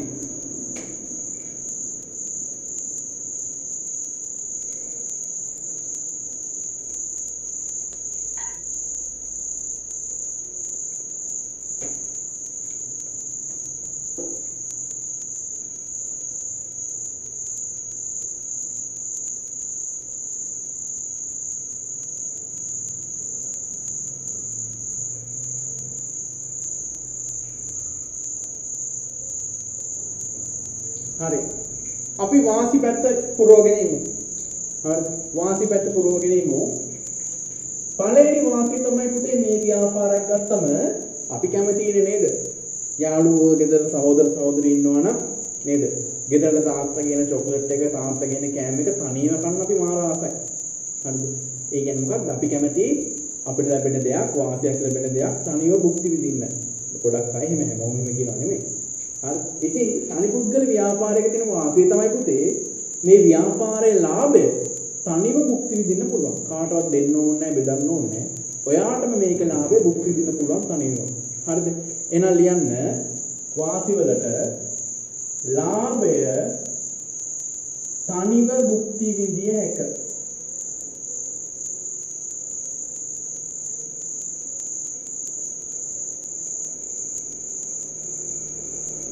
ලාභය තනිව භුක්ති විඳිය හැක. ලාභය තනිව භුක්ති විඳිය හැක.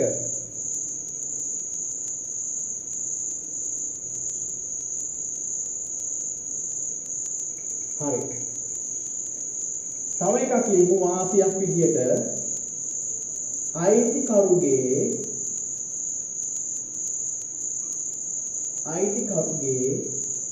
කැමැත්ත මත අයිතිකරුගේ කැමැත්ත මත ක්‍රියා කළ හැකිය. අයිතිකරුගේ කැමැත්ත මත ක්‍රියා කළ හැකිය. එතකොට මෙතනදී අයිතිකාරයට ඕනේ මොකක්ද? එයාගේ කැමැත්ත අනුව කරන්න පුළුවන්. අයික කියන්නේ අයිතිකරුගේ කැමැත්ත මත ක්‍රියා කළ හැකිය. එයානේ මේක අයිතිකාරය. ඉතින් එයාට ඕන විදිහට තමයි. මයිකා මයි බෙඩ්රල් වගේ තමයි. මේ සමහර අය කියන්නේ මම ලිඳේ ඒ ලිඳ මගේ ඇයි එනම් කාටවත් වේදනාවක්. එහෙම කියන අහලා ඉතින්.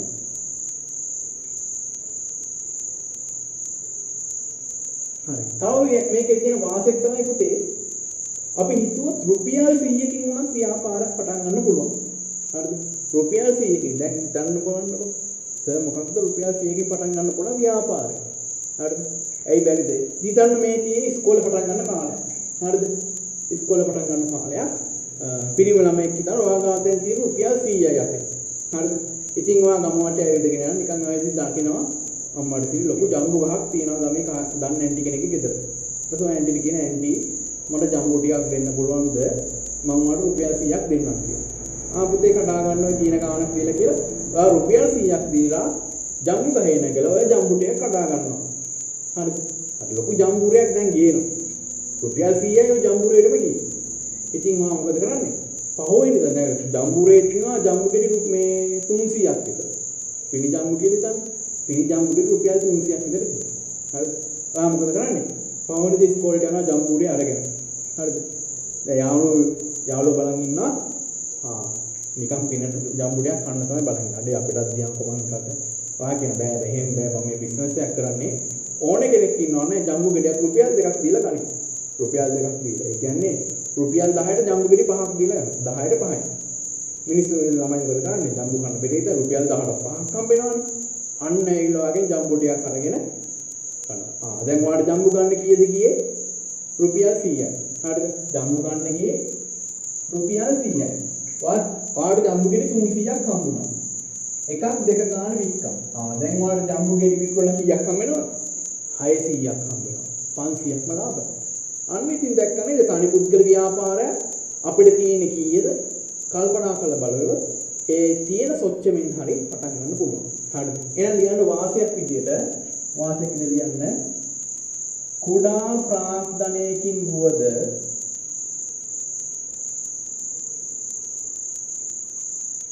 කුඩා ප්‍රාග්ධනයකින් වුවද ආරම්භ කළ හැකිය.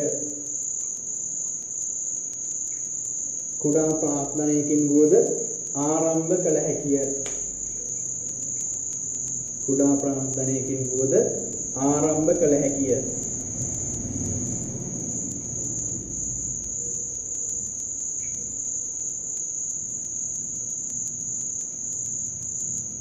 හරි. ඉතින් තීන ගානේ පටන් ගන්න පුළුවන්. තේරුණාද? තනිපු ඒකයි පුතේ ලෝකේ වැඩිම දකින්න ව්‍යාපාරයේ විදිහට තනිපුද්ගල ව්‍යාපාර විදිහට තියෙන්නේ. ඇයි මේක පොඩි ගානකින් වුණත් පටන් ගන්න පුළුවන්. හරි. තව එකක් ලියමු. තව එකක් ලියාපදිංචි කිරීම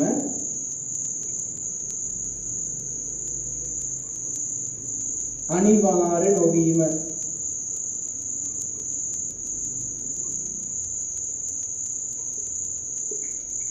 ලියාපදිංචි කිරීම අනිවාර්ය නොවීම.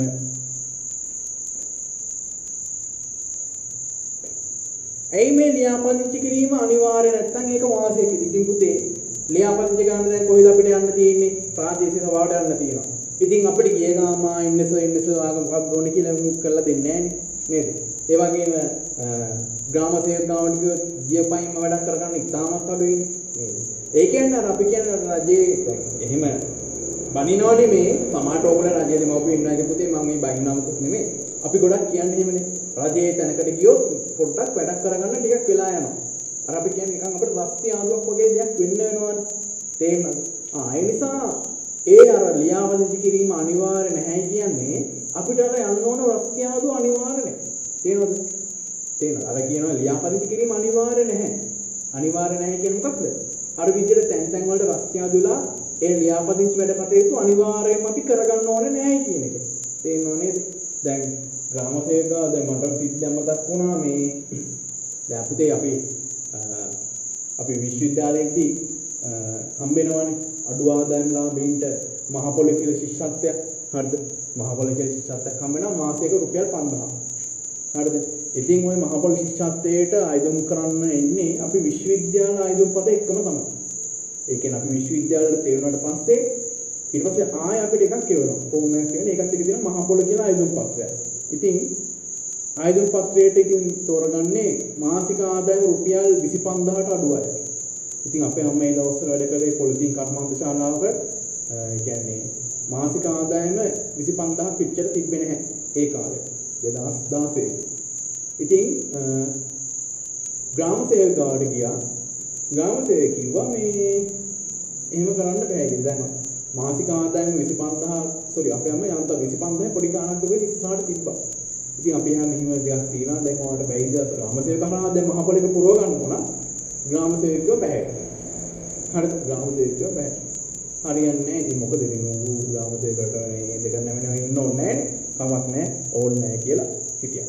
විශ්වාස කරන්න පුතේ අපේ විශ්වවිද්‍යාලේ ඉන්නවා අපේ බැජ් එකේම එයාගේ තාත්තා මැණික් ව්‍යාපාරිකයෙක්. එයාට මහ පොළ ශිෂ්‍යත්ව ආධාරය හම්බ වෙනවා. ඇයි ඒ මහ පොළ ශිෂ්‍යාධාර පුරවන ෆෝම් එකේ තියෙනවා ස්වයං ව්‍යාපාරිකයෝ ඉන්නෝනේ. ඒ කියන්නේ තමන් විසින් ස්වයං ව්‍යාපාර කරන අය. ඉතින් ඒගොල්ලන්ගේ පුතේ ආදායම තහවුරු වෙන්නේ නිශ්චිත ආදායම මාර්ගයක් නැහැනේ. ඒ කියන්නේ පඩි ෂීට් එකක් කියලා හැදෙන්නේ නැහැනේ.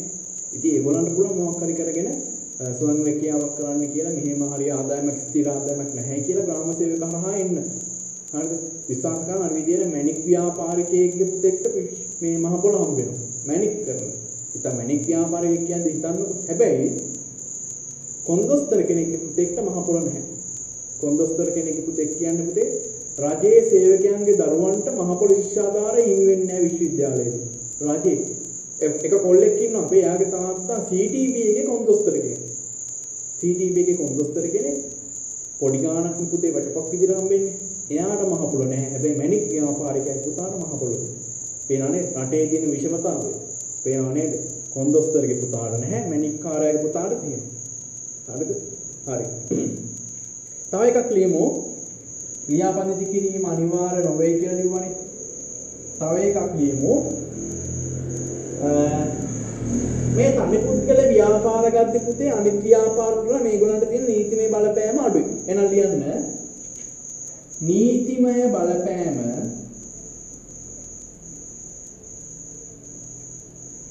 අවම වීම. නීතිමය බලපෑම අවම වීම. අනිත් ව්‍යාපාරික බලද්දී මේගොල්ලන්ට තියෙන නීතිමය බලපෑම නැති තරම් ගොඩක්ම අඩුයි. නීතිමය බලපෑම අවම වීම.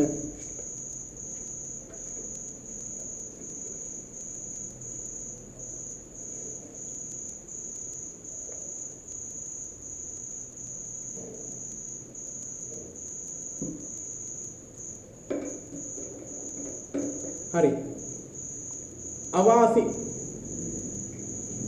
වලට ලියමු.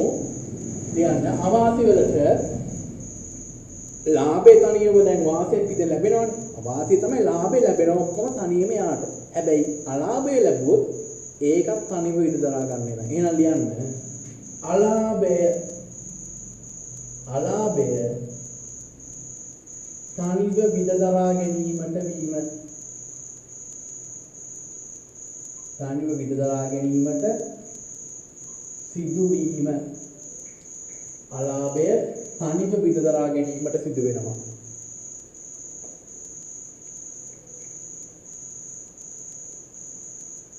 තව අවාසියක් කියන්නේ පුතේ මේගොල්ලන්ට නෛතික පුද්ගල භාවයක් නැහැ. ඒක අවාසියක්.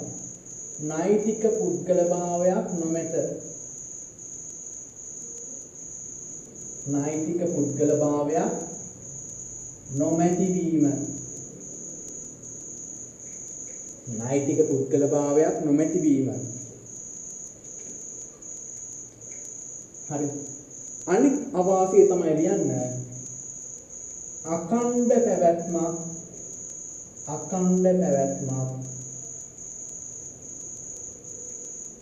නොමැති වීම. අඛණ්ඩ පැවැත්මක් නොමැති වීම.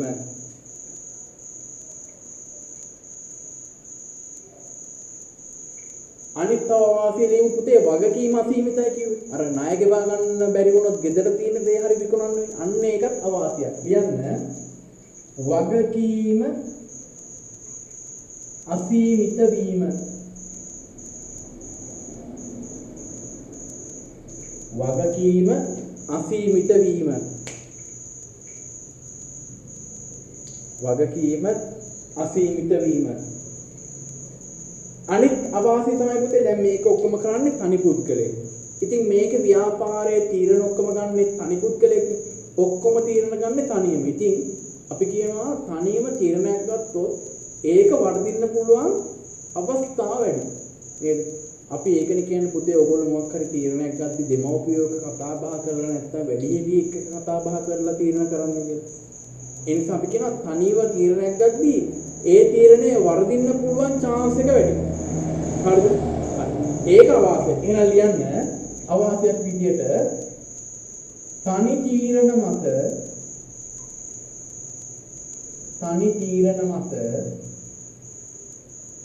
ක්‍රියා කරන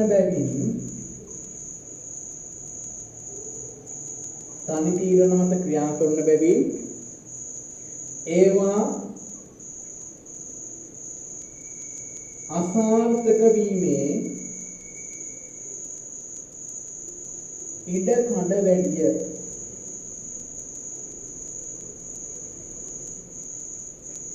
තනි තීරණ මත ක්‍රියා කරන බැවින් ඒවා අසාර්ථක වීමේ ඉඩ කඩ වැඩිය.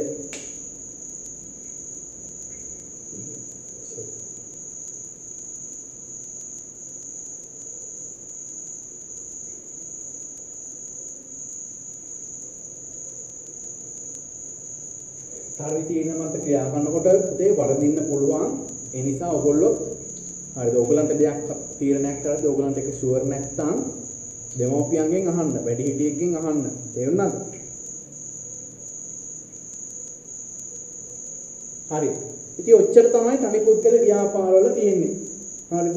එහෙනම් අද අපිට ඉතුරු එකටත් යන්න පුළුවන්. අපි කතා කරමු හවුල් ව්‍යාපාර. හරිද? තනි පුද්ගල ඕකේනේ. නේද? තනි පුද්ගල දැන් හරි. එහෙනම් විනාඩි 3ක් දෙන්නම්. විනාඩි 3ක් දෙන්නම්. අද කරපු ටික පොඩ්ඩක් බලන්න ආයි මුලින් ඉඳලා. අද කරේ අපි තනි පුද්ගල ව්‍යාපාර ආරම්භයනේ. විනාඩි 3ක් දෙන්නම්.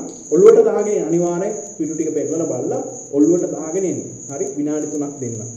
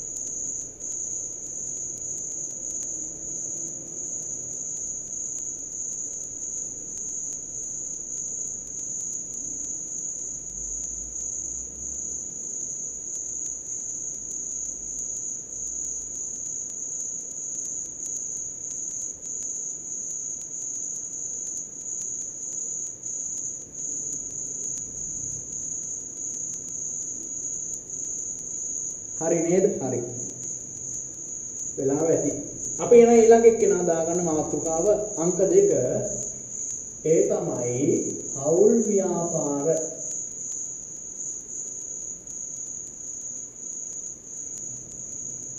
හවුල් ව්‍යාපාර. හරි. පුතේ හවුල් ව්‍යාපාර කියන්නේ හරි ලේසි දෙයක්. ඒ කියන්නේ පුද්ගලයන් දෙදෙනෙක් හෝ ඊට වැඩි ගාණක් එකතු වෙලා යම් ව්‍යාපාර කටයුත්තක් කරගෙන යනවා නම් අන්න ඒකට තමයි අපි කියන්නේ හවුල් ව්‍යාපාරයක් කියලා. එහෙනම් හවුල් ව්‍යාපාර කියන එකට ලියා ගන්න හැඳින්වීමක් ලියන්න. ලාභ ලැබීමේ අරමුණෙන්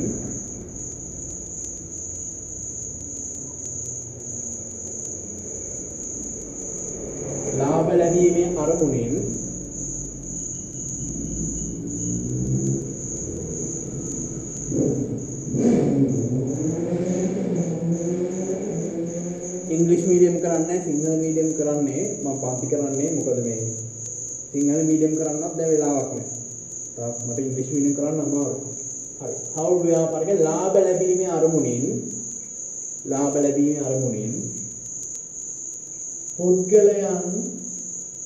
පුද්ගලයන් කිහිප කිහිප දෙනෙකු එක් වී පුද්ගලයන් කිහිප දෙනෙකු එක් වී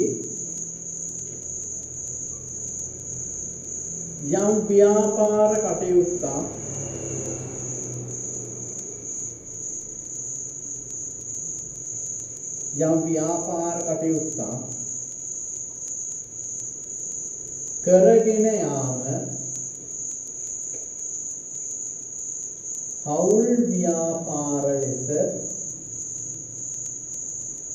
හැඳින්වේ. ලාභ ලැබීමේ අරමුණින් පුද්ගලයන් කිහිප දෙනෙකු එක් වී යම් ව්‍යාපාර කටයුත්තක් කරගෙන යාම හවුල් ව්‍යාපාර ලෙස හැඳින්වේ.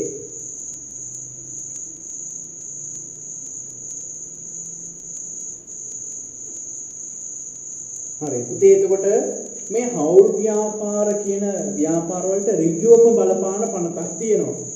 හරිද? මේක ගොඩක් පරණ පනතක්. තාම මේක වෙනස් වෙලක් නැහැ. මේක අප්ඩේට් වෙලක් නැහැ තාම. ඒ පනත තමයි 1890 හවුල් ආඥා පනත. 1890 හවුල් ආඥා පනත. එන රූලක් කියලා ලියන්න. හවුල් ව්‍යාපාර සඳහා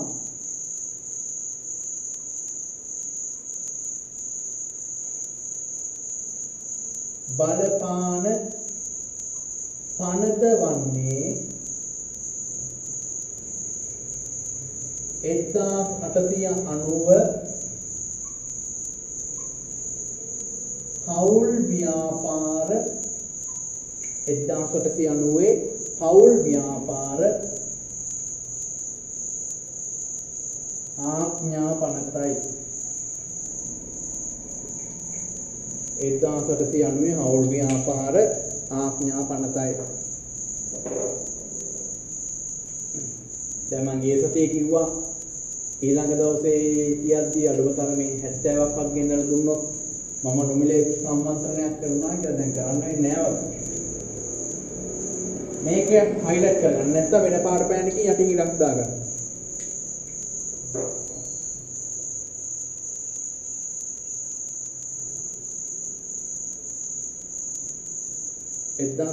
හවුල් ව්‍යාපාර ආඥා පනත. මේ පනතත් අමතක වෙන්න දෙන්න එපා. හරිද? හරි. හරිනේ. දැන් හවුල් ව්‍යාපාරයක් කියන්නේ මොකක්ද කියලා ඉගෙන ගත්තා. දැන් බලමු මේකේ ලක්ෂණ. අද කොහොම හරි හවුල් ව්‍යාපාර ඉවර කරගමු. ලියමු.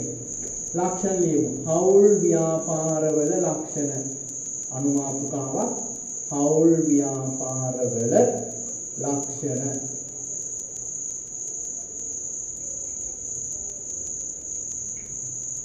හවුල් ව්‍යාපාරවල ලක්ෂණ.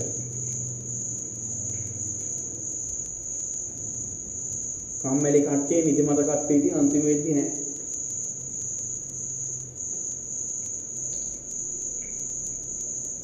හරි. ලියන්න පුතේ පළවෙනි ලක්ෂණය ලියන්න. අවම සමාජිකයන්. ඒ කියන්නේ සමාජිකයෝ කියලා කියන්නේ හවුල්කරුවෝ. තේරෙනවද? හවුල්කරුවෝ. වරන් ඇතුළේ ලියන්න හවුල්කරුවන්.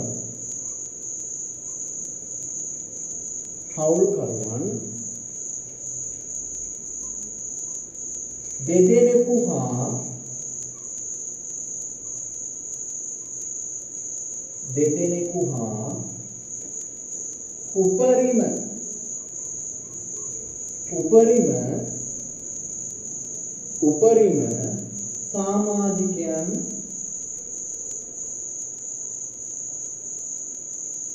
උපරිම සමාජිකයන් 20 දෙනෙකු වීම. ඒ කියන්නේ මේ ව්‍යාපාරේ ඉන්න පුළුවන් අවමේ එක්කෙනයි උපරිම ගාන 20යි. ඒ කියන්නේ අයිතිකාරයෝ. තේරෙනවද?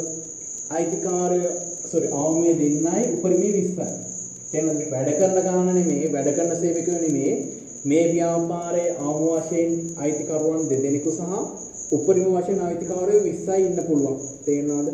අවම සමාජිකයන් දෙන්නයි උපරිම සමාජිකයන් 20ක් තමයි ඉන්න පුළුවන්. හරි. දෙවෙනි එක ලියන්න.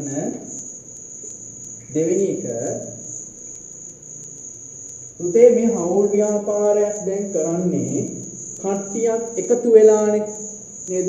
ඉතින් එකතු වෙලා මේ විදිහට ව්‍යාපාර කරද්දී සල්ලි ගනුදෙනු කරද්දී පොඩ්ඩක් ඉතින් කචක් නේද? දැන් ඔයගොල්ලොත් යාළුවෙක්ම කරකාද කියනවා අරුණ මේ සල්ලි මාටිය ගහනවාද කොහෙද? අරයා මේ වැඩින් හොරකම් කරනවාද කොහෙද කීකේ පොඩි කේස් ඇති වෙන්න පුළුවන්. ඉතින් මේ කේස් ඇති වෙනවට ගහනවා මේ ව්‍යාපාර වල ගිවිසුමක් කියලා දෙන්න. ඒ කියන්නේ එකකතාවයක්. ඉතින් මේ එකකතාවයේ තියෙනවා කොහොමද මේ ව්‍යාපාරයේ ලාභය බෙදාගන්නේ? කොහොමද මේ ව්‍යාපාරයේ සල්ලි ටික බෙදෙන්නේ? කොහොමද මේ ව්‍යාපාරයේ අයිතිය බෙදෙන්නේ කියලා ඒ එකකතාවයේ තියෙනවා. තේරෙනවද? දැන් ඕගොල්ලන්ගේ අලුතෙන් ඕගොල්ලෝ පාසලට ගියපුවම දෙමව්පියෝ එකකතාවයකට ආවනේ.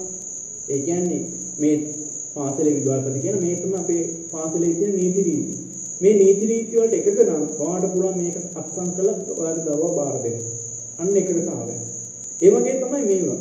මෙහෙම හවුල් ව්‍යාපාර කරනවා නම් ඒකට එකකතාවයක් තියෙනවා. ඒ නිසා අපි කියනවා මේ හවුල් ව්‍යාපාර වල තියෙනවා පුතේ හවුල් ගිවිසුමක් කියලා දෙන්න. හරිද? හවුල් ගිවිසුමක්. එහෙනම් ලියන්න දෙවෙනි ලක්ෂණය හවුල් ගිවිසුමක් පැවතීම.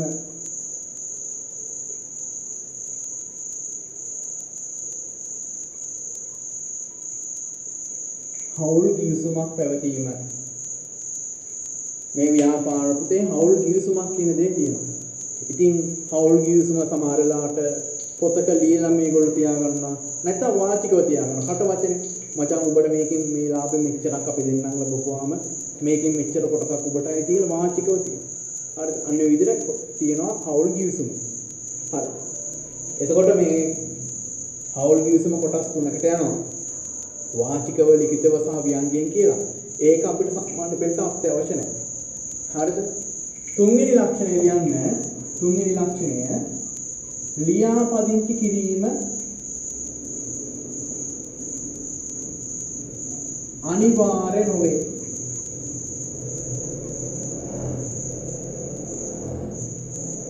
මේ ව්‍යාපාර ලියාපදිංචි කරන එක අනිවාර්ය නොවේ.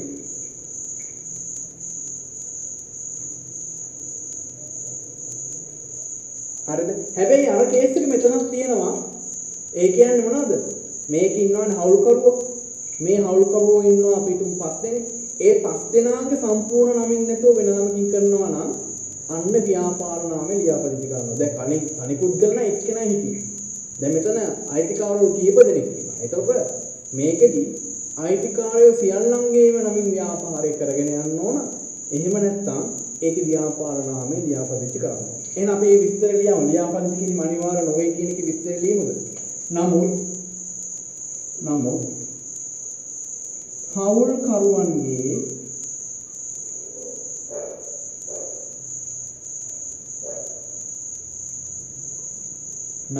හවුල්කරුවන්ගේ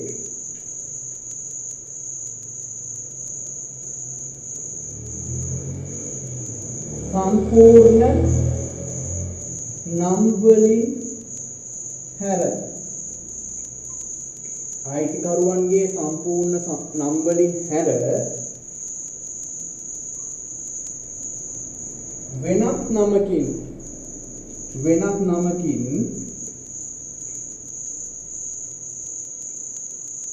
ව්‍යාපාරය කරගෙන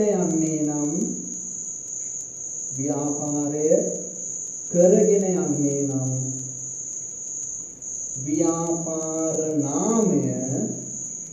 ව්‍යාපාර නාමය ලියාපදිංචි කළ යුතුය.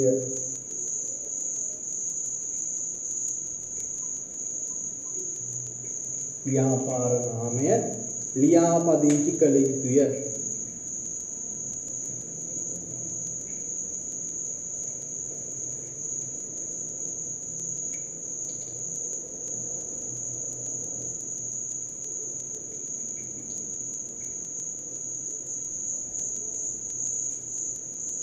හරි නේද එක? ඕකේ. හතරවෙනි එක ලියන්න. හතරවෙනි එක වගකීම අසීමිත වීම. මේක අපි කලින් ඉගෙන ගත්තා. අන්න ඒක තමයි මෙතන අත්තා. වගකීම අසීමිත වීම.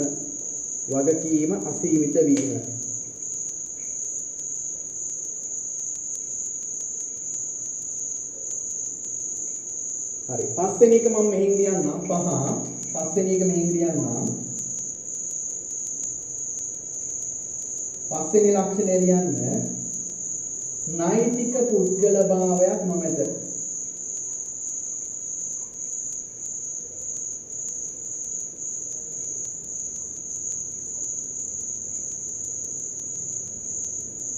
නෛතික පුද්ගල භාවයක් නොමැත. නෛතික පුද්ගල භාවයක් නොමැත. අන්තිම ලක්ෂණය ලියමු 6 වෙනි එක අඛණ්ඩ පැවැත්මක් නොමැත.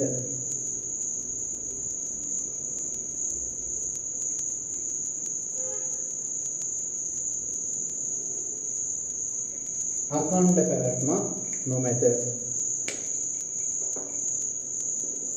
හරි. ලියන්න ඉක්මනට. 4 වගකීම් අසීමිතයි. 5 නෛතික පුද්ගල භාවයක් නොමැත. 6 අඛණ්ඩ පැවැත්මක් නොමැත. නේද? උදේ ඉති සාමාන්‍ය හවුල් ව්‍යාපාරන වැඩි කල් කරගෙන යන්න අමාරුයි. කීප දෙනෙක් එකතු වෙලා කරද්දී මේගොල්ලෝ අතර මත ගැටුම් ඇති වෙනවා. දැන් ඔයගොල්ලන්ගේ විශේෂයෙන් මේක කාන්තා පාර්ශ්වය අතර වැඩි වශයෙන් තියෙන දෙයක්. නේද? ඉස්කෝලේ වුණත් ටීචර්ස්ලා, සර්ලා නෙවෙයි ටීචර්ස්ලා වුණත් කණ්ඩායම් වලට බෙදිලා ඇති නේද සමහර අවංකව නේද? ඒකට ඒක හේතුව මොකක්ද? අදහස් නොගැලපීම. අදහස් නොගැලපෙන නිසා මේ ව්‍යාපාර දිගටම කරගෙන යන්නේ නවත්තන්න සිද්ධ වෙනවා. ගැටුම් ඇතිලා නවත්තන්න. ගැටුම් කියන්නේ ගහ ගන්නව නෙමෙයි. යම් යම් දේවල් වෙලා නවත්තන්න සිද්ධ වෙනවා මේ වගේ ව්‍යාපාර. හරි. මේකේ මම ඕගලන්ට දෙයක් කියලා දෙන්නම්. දැන් අපි ලක්ෂණ කතා කරානේ. පුතේ ඒ ව්‍යාපාරේ ලියාපදිංචි කරන්න අනිවාර්ය නොවේ නම් අනිවාර්ය නැත්නම් ඒත් එක්ක තියෙන තව ලක්ෂණයක් තමයි ඒ ව්‍යාපාරයට නෛතික පුද්ගල භාවයක් නැහැ. නෛතික පුද්ගල භාවයක් නැති ව්‍යාපාර වලට අඛණ්ඩ පැවැත්මකුත් නැහැ. තේරෙනවද? ඒ නිසා මේ ලක්ෂණ තුනම හැමතිස්සෙම එකටම තියෙන ලක්ෂණ වගේ. තේරෙනවද? මේ තනි පුද්ගලයෙක් බලන්නකෝ. තනි පුද්ගල ව්‍යාපාර ලියාපදිංචි කරන්න අනිවාර්ය නැහැ. ලියාපදිංචි කරන්න අනිවාර්ය නැති නිසා එයාලට නෛතික පුද්ගල භාවයක් නැහැ. නෛතික පුද්ගල භාවයක් නැති නිසා ඒගොල්ලන්ට අඛණ්ඩ පැවැත්මකුත් නැහැ. මේක ඇවිල්ලා පොඩි මම දුන්නු ෂෝට් කට් එකක් ඕක මතක තියාගන්න හොඳට.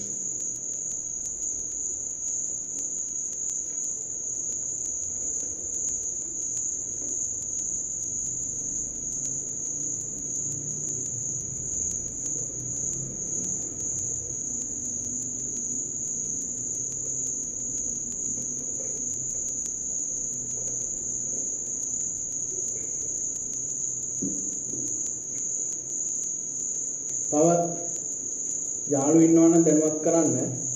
දැන් එන්නේ එන කට්ටිය අඩු වෙනවා මොකද කම්මැලිත් දන්නේ අද කොටස. සමහර වෙලාවට සමහර ළමයි ඉන්නවා මේ මාර කම්මැලි. අන්තිම වෙද්දි පන්තිෙ ඉන්නේ නැහැ. හරි. අපි එහෙනම් මේකේ වාසි අවාසි සාකච්ඡා කරලා අද නවත්තමු. හරි නේද? ලක්ෂණ ටික හරිනේ. අපි එහෙනම් දැන් කතා කරමු හවුල් ව්‍යාපාරවල වාසි සහ අවාසි. හවුල් ව්‍යාපාරවල වාසි සහ අවාසි. තාම ලියන ඉන්න අත උස්සන්න. hands up එකක් දාන්න. තාම ලියන ඉන්නවා.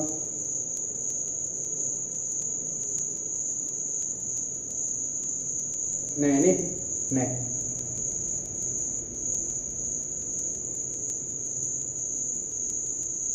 හරි.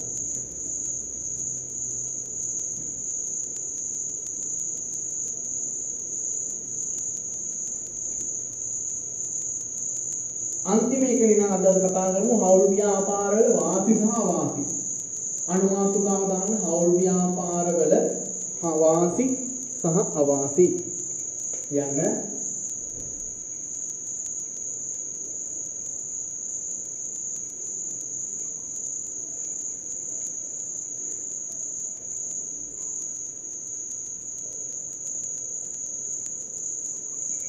හවුල් ව්‍යාපාරවල වාසි සහ අවාසි. හරි. ඉතින් අර විදිහට බෙදන්න පළවෙනි එක පැත්ත ගන්න වාසි අනිත් පැත්ත ගන්න අවාසි.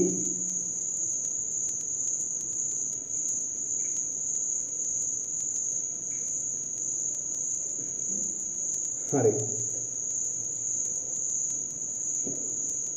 වාසි බහපුවේ අවාසි බහපුවේ ලියමු. පළවෙනි එක ලියන්න පහසුවෙන් ආරම්භ කළ හැකිය. වාසි පැත්ත ලියන්න පහසුවෙන් ආරම්භ කළ හැකිය. මේ ව්‍යාපාරය පහසුවෙන් පටන් ගන්න පුළුවන්. තේරුණාද? පහසුවෙන්ම ආරම්භ කරන්න පුළුවන්. අයියේ තව කෙනෙක් විතරයි හොයාගන්න තියෙන්නේ. කතා බහ කරොත් මචං බිස්නස් එකක් පටන් ගන්න ඉන්න පුළුවන්ද කියලා හැවොත් පට ගාලා එනවා. පහසුවෙන් ආරම්භ කළ හැකියි. හරි? දෙවෙනි එක ලියන්න වැඩි ප්‍රාර්ථනයක්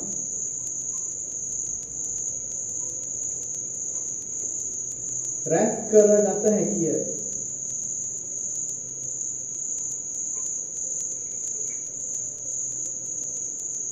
වැඩි ප්‍රාර්ථනයක් රැස් කරගත හැකිය.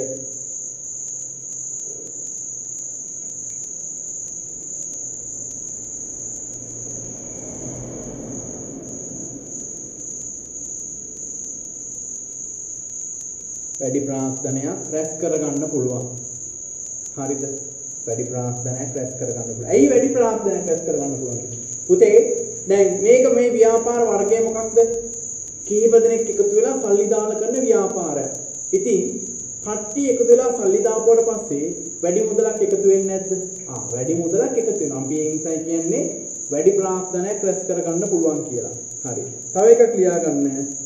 මේකේ වාසිය තමයි පුතේ අලාභයක් ලැබුණොත් මේක බෙදලා දාන්න පුළුවන්.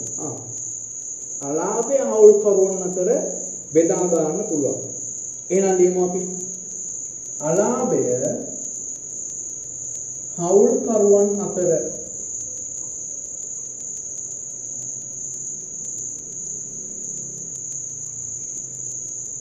බෙදී යාම.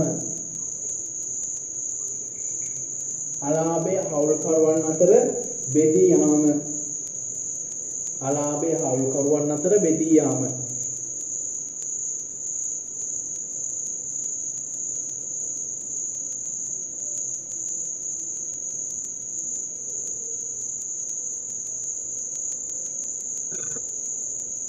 හරි. තව එකක් කියන්න තව වාසියක්. වගකීම බෙදී යාම.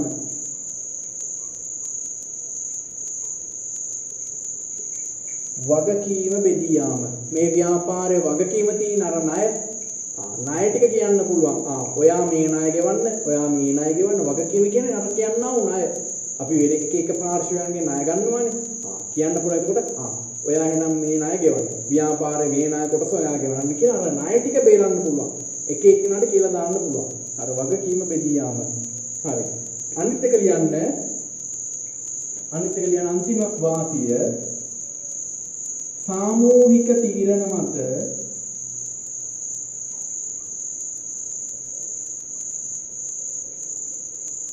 ක්‍රියා කරන බැවින්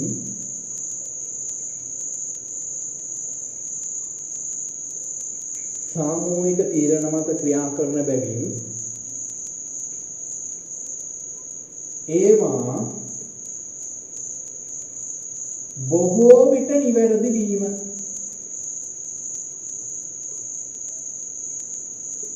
ඒවා බොහෝ විට නිවැරදි වීම. සාමූහික තීරණ මත ක්‍රියා කරන බැවින් ඒවා බොහෝ විට නිවැරදි වීම. ඒවා බොහෝ විට නිවැරදි වීම. හරි. මේ මොනවද? වාසි ටික. හවුල් ව්‍යාපාරවල තියෙන වාසි ටික. හරිද? මේ තමයි හවුල් ව්‍යාපාරයක තියෙන වාසි. හරි. වාසි ටික හරිනේ. අවාසි ටික ඉක්මනට කතා කරගමු. අවාසි ලියන්න. අවාසිය මේ ව්‍යාපාර ගත්තොත් පුතේ මේගොල්ලන්ගේ ගොඩක් මතභේද ඇති වෙනවා. තේරෙනවද? මතභේද ආරවුල් වැඩි. තේරෙනවද? එහෙනම් ලියන්න මතභේද ආරවුල් අධික වීම. ඇයි පොඩ්ඩේ මෙහා වෙන්න බෑ රණ්ඩුවකටමයි බෑ. රණ්ඩු කියන ගහ ගන්න නෙමෙයි කටවචනෙන් හරි මේ ව්‍යාපාර දකින්න ලැබෙන දෙයක් තමයි ඒක. ඇයි ගොඩක් අය එකතු වෙලානේ කරන්නේ. ඔය අදහස් නොගැලපෙනවා. එතකොට එච්චර හිත හොඳින් නෙවෙයි ඉස්සරහට කරගෙන යන්නේ. එතකොට අපි ඒක නිසා කියන මේකේ මතභේද ආරවුල් අධිකයි. හරි. අනිත් එක ලියන්නේ මේගොල්ලන්ට නෛතික පුද්ගල භාවයක් හම්බ වෙන්නේ නැහැ. එහෙනම් ලියන්න නෛතික පුද්ගල භාවයක් හිමි නොවීම. නෛතික පුද්ගලභාවයක් හිමි නොවීම. නෛතික පුද්ගලභාවයක් හිමි නොවීම.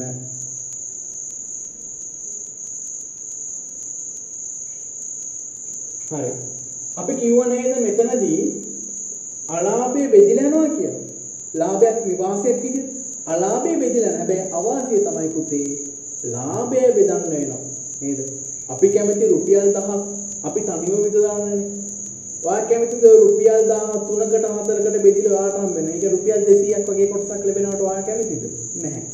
එතකොට ලාභයේ බෙදී යන එක මේ ව්‍යාපාරයේ තියෙන අවාසියක්. එහෙනම් ලියන්න ලාභයේ බෙදී යාම.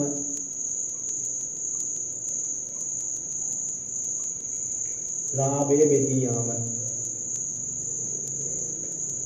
ලාභයේ බෙදී යාම.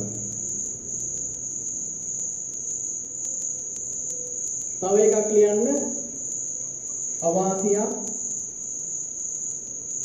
අඛණ්ඩ පැවැත්මක් නොමැත.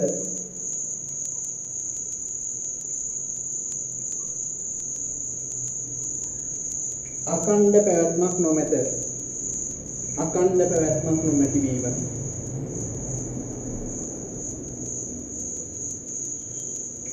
අන්තිම අවාසිය ලියන්න වගකීම අසීමිත වීම. මේගොල්ලන්ගේ අර වගේ තමයි. ණයක් අරගෙන තිබ්බොත් මේ ඉන්න හවුල්කරුවෝ ඒගොල්ලන්ගේ පුද්ගලික දේවල් විකුණලා හරි ඒ ණය ගෙවන්න ඕන. පුද්ගලික දේපල පවා කැප කරන්න ඕන. වගකීම අසීමිත වීම.